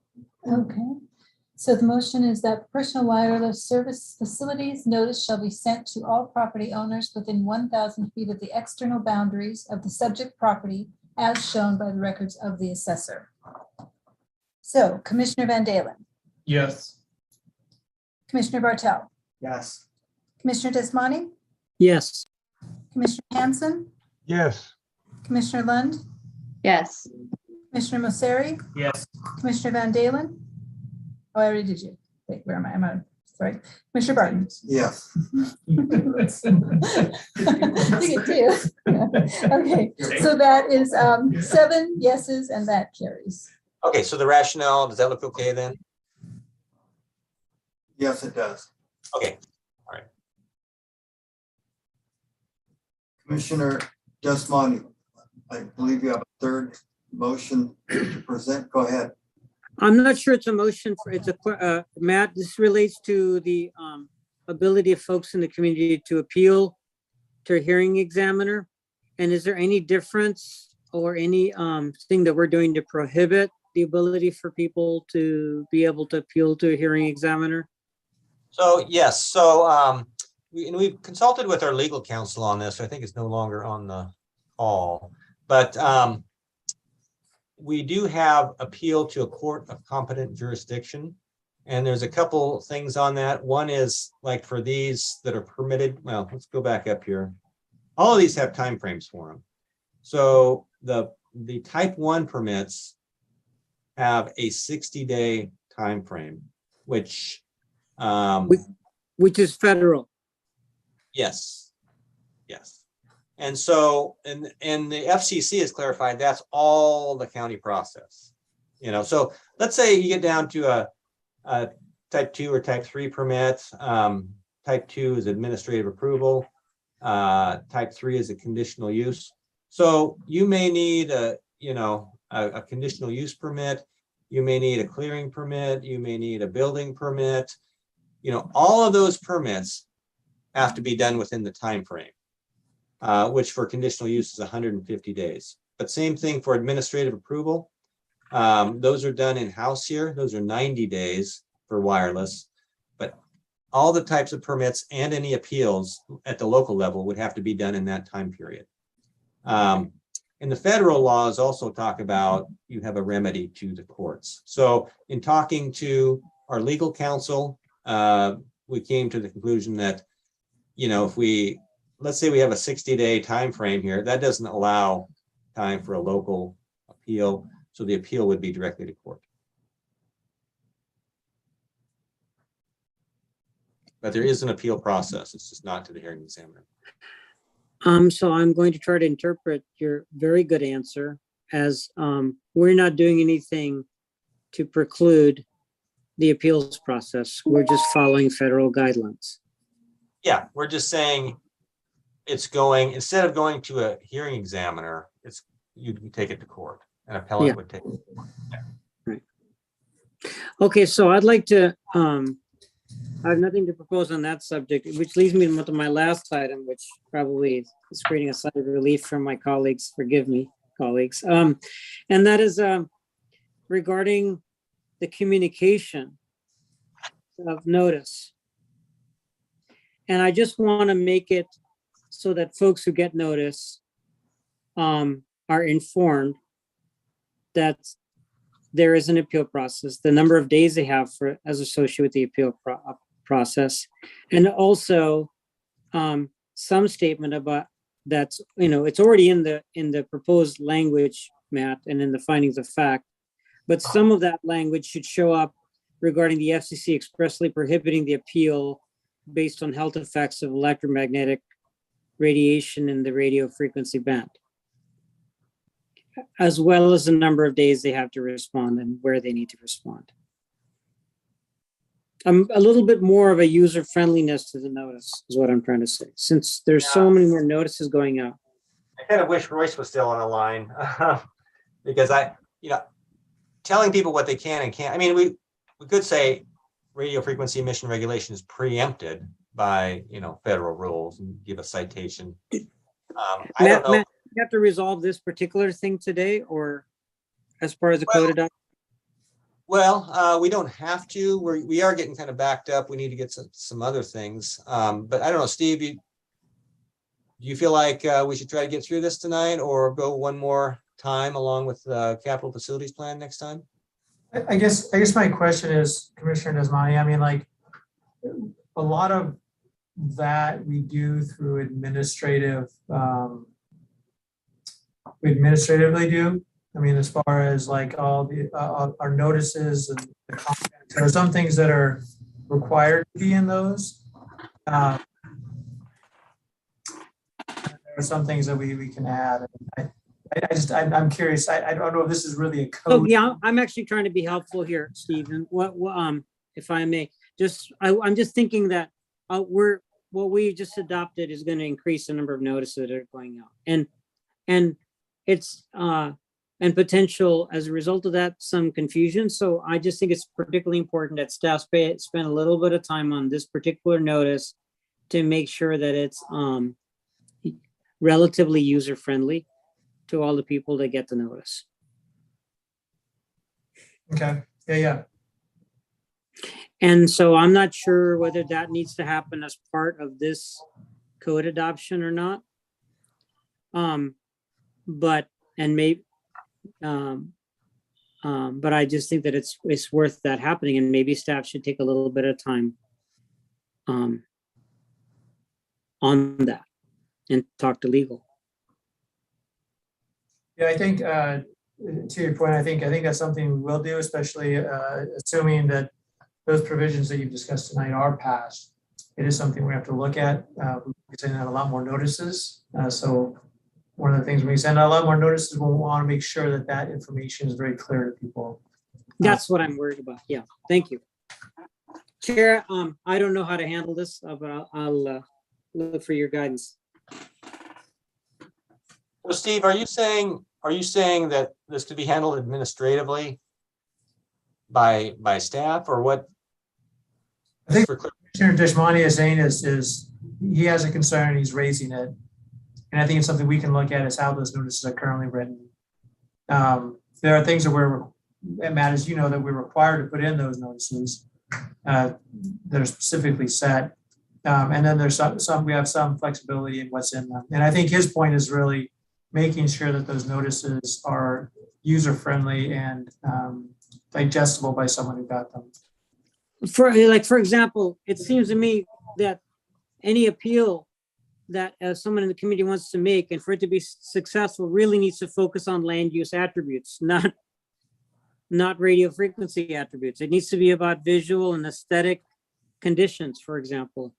And I don't know how much staff can put to kind of guide people in the community about what their objection process is. But the more information to avoid confusion, the better, is all I'm trying to say. Commissioner Hanson, go ahead. Well, Commissioner Jasmani, if you have a generalized instruction in this regard, I'd appreciate it if you'd move it.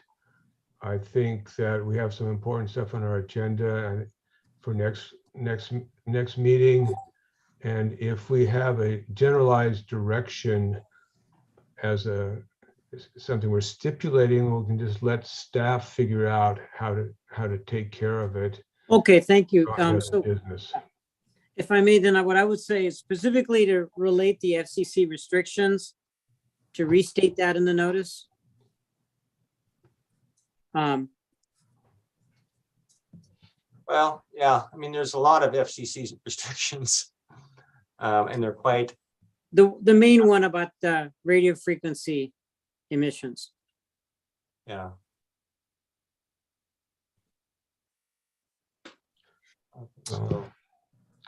So we'll move some wording and I'll second it and let's get on with this. I'd like to move that the notice that goes out under this particular category, say restate the FCC's radio frequency emissions preemption. Okay, so notice shall include, okay, so let me go down here. And I'll second that.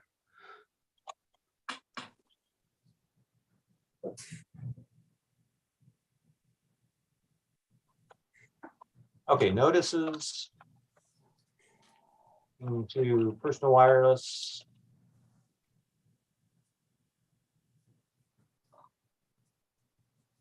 Oh, what was the wording? Shall right or shall restate the FCC's restriction on the local regulation of radio frequency wireless emissions.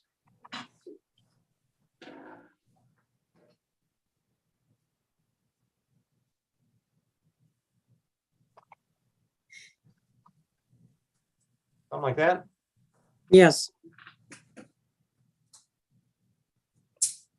So, because of this, Matt, Whatcom County will not be on an MVP at the FCC at the next banquet.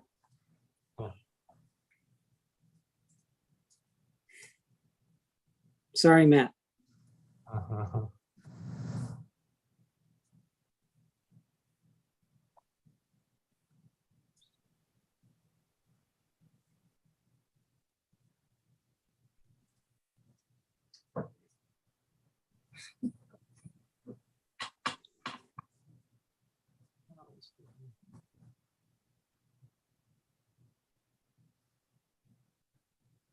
I want to wrap McKellen's. Jumps around. He does work fast. Practice. That's good. Yeah, we'll start looking at all this.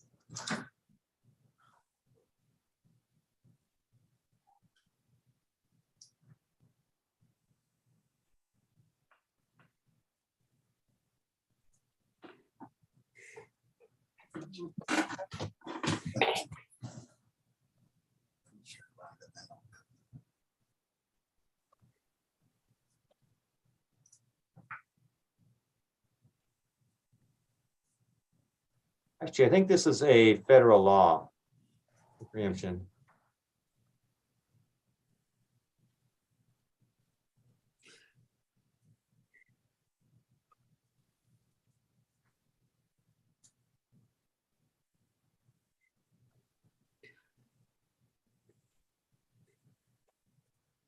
Oh, so the federal government passed the law and the FCC wrote the code. Yes. And that's why Commissioner Hanson was saying, talk to your federal representatives. Yes. Yeah, basically, if Congress passes a general statement, Hmm. FCC will a lot of times fill in the blanks and flush it out. Okay.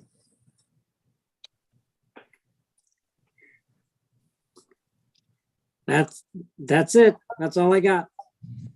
Is the rationale okay? I've had my hand raised for a bit now. I'm waiting. I'm watching Matt. I think he's fine. He's done typing now. I was also watch his intensity looking at his computer screen. I think he was proofing it. But Commissioner Lund, go ahead. While I'm in favor of what what Matt has written down here, in general, I appreciate the sentiment that our notices, and in fact, I think universally, are the notices that come from the county, we should strive to make them clear and reader-friendly to the general public. But I feel like we're having a little bit of creep beyond our scope as planning commissioners. If we're wordsmithing or, trying to,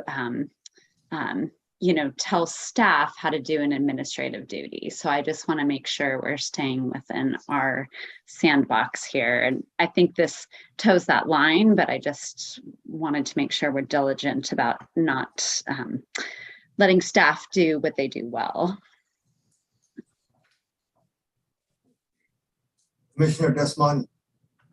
I just wanted to agree with Commissioner Lund. Commissioner Masseri.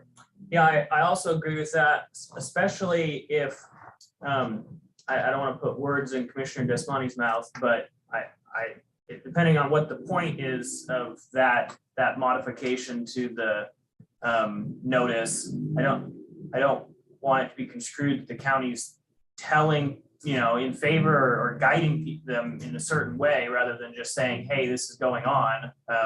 You can speak as you'd like, but if we're actually saying, the point is to say, no, don't waste your time on this issue, even though this is the real issue. Go out, try to find a flaw in something else. I just don't know if the county should be guiding that when they're really just supposed to be administering the application.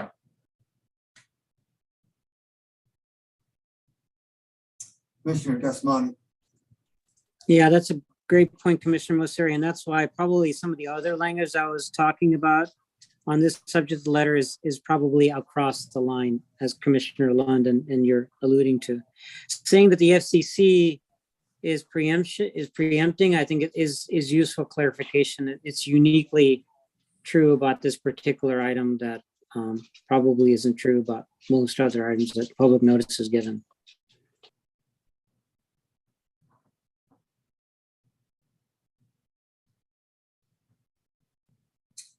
Do we have any more discussion?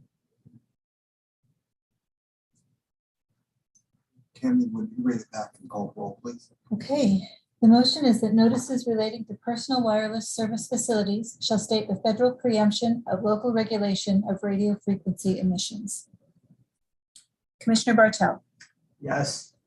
Commissioner Desmani, Yes. Commissioner Hanson, Yes. Commissioner Lund, Yes. Commissioner Mosseri, No.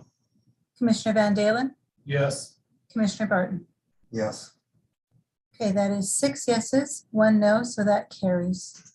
Okay, and the rationale is okay on that one?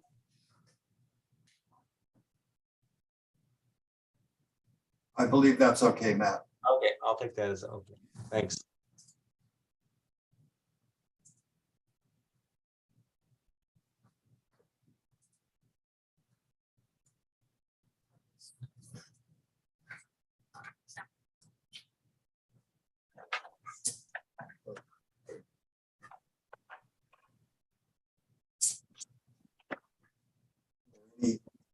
I'm going to ask the question, but of course, you're welcome to think about this for a bit. But are there more motions or amendments to the original document?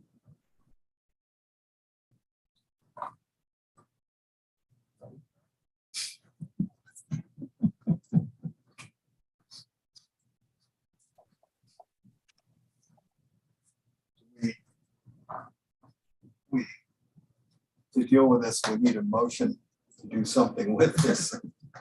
Moving along. Commissioner Lund, So if there's no further discussion, I would move to accept the code as amended and the findings of fact. And I'm not sure, I don't have my full packet and now Matt's not sharing his screen, so I'm not exactly sure how to word it, but I would move that we accept the code as amended and staff's finding of fact. that's excellent. Second, And I think I heard a second in there. yes, Atul, second.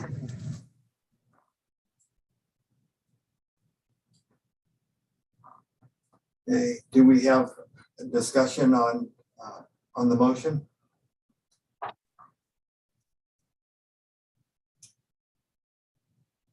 Not seeing any discussion on the motion, but I want to hold on here for sure. Oh, Commissioner Bartel. I'd just like to thank Commissioner Deshpani's input and all his efforts here to bring this together. And not sure it's the right time to say that, but much appreciated. Okay, seeing no other comments, hands up on the motion. Tammy, would you call the roll, please? All right, so the motion is to accept the code as amended and the findings of fact. And Commissioner Desmani, Yes, Commissioner Hanson, Yes, Commissioner Lund, Yes. Commissioner Mosseri, Yes. Commissioner Van Dalen, yes. Commissioner Bartel, Yes. Commissioner Barton. Yes. That is 7 yeses, that carries. Does any of the commissioners have anything more? Okay, seeing none, the meeting is adjourned. Thank you all. thank you. thanks, evening, everybody. That was everyone. an easy way to stick in there and way to go for it. Thanks all.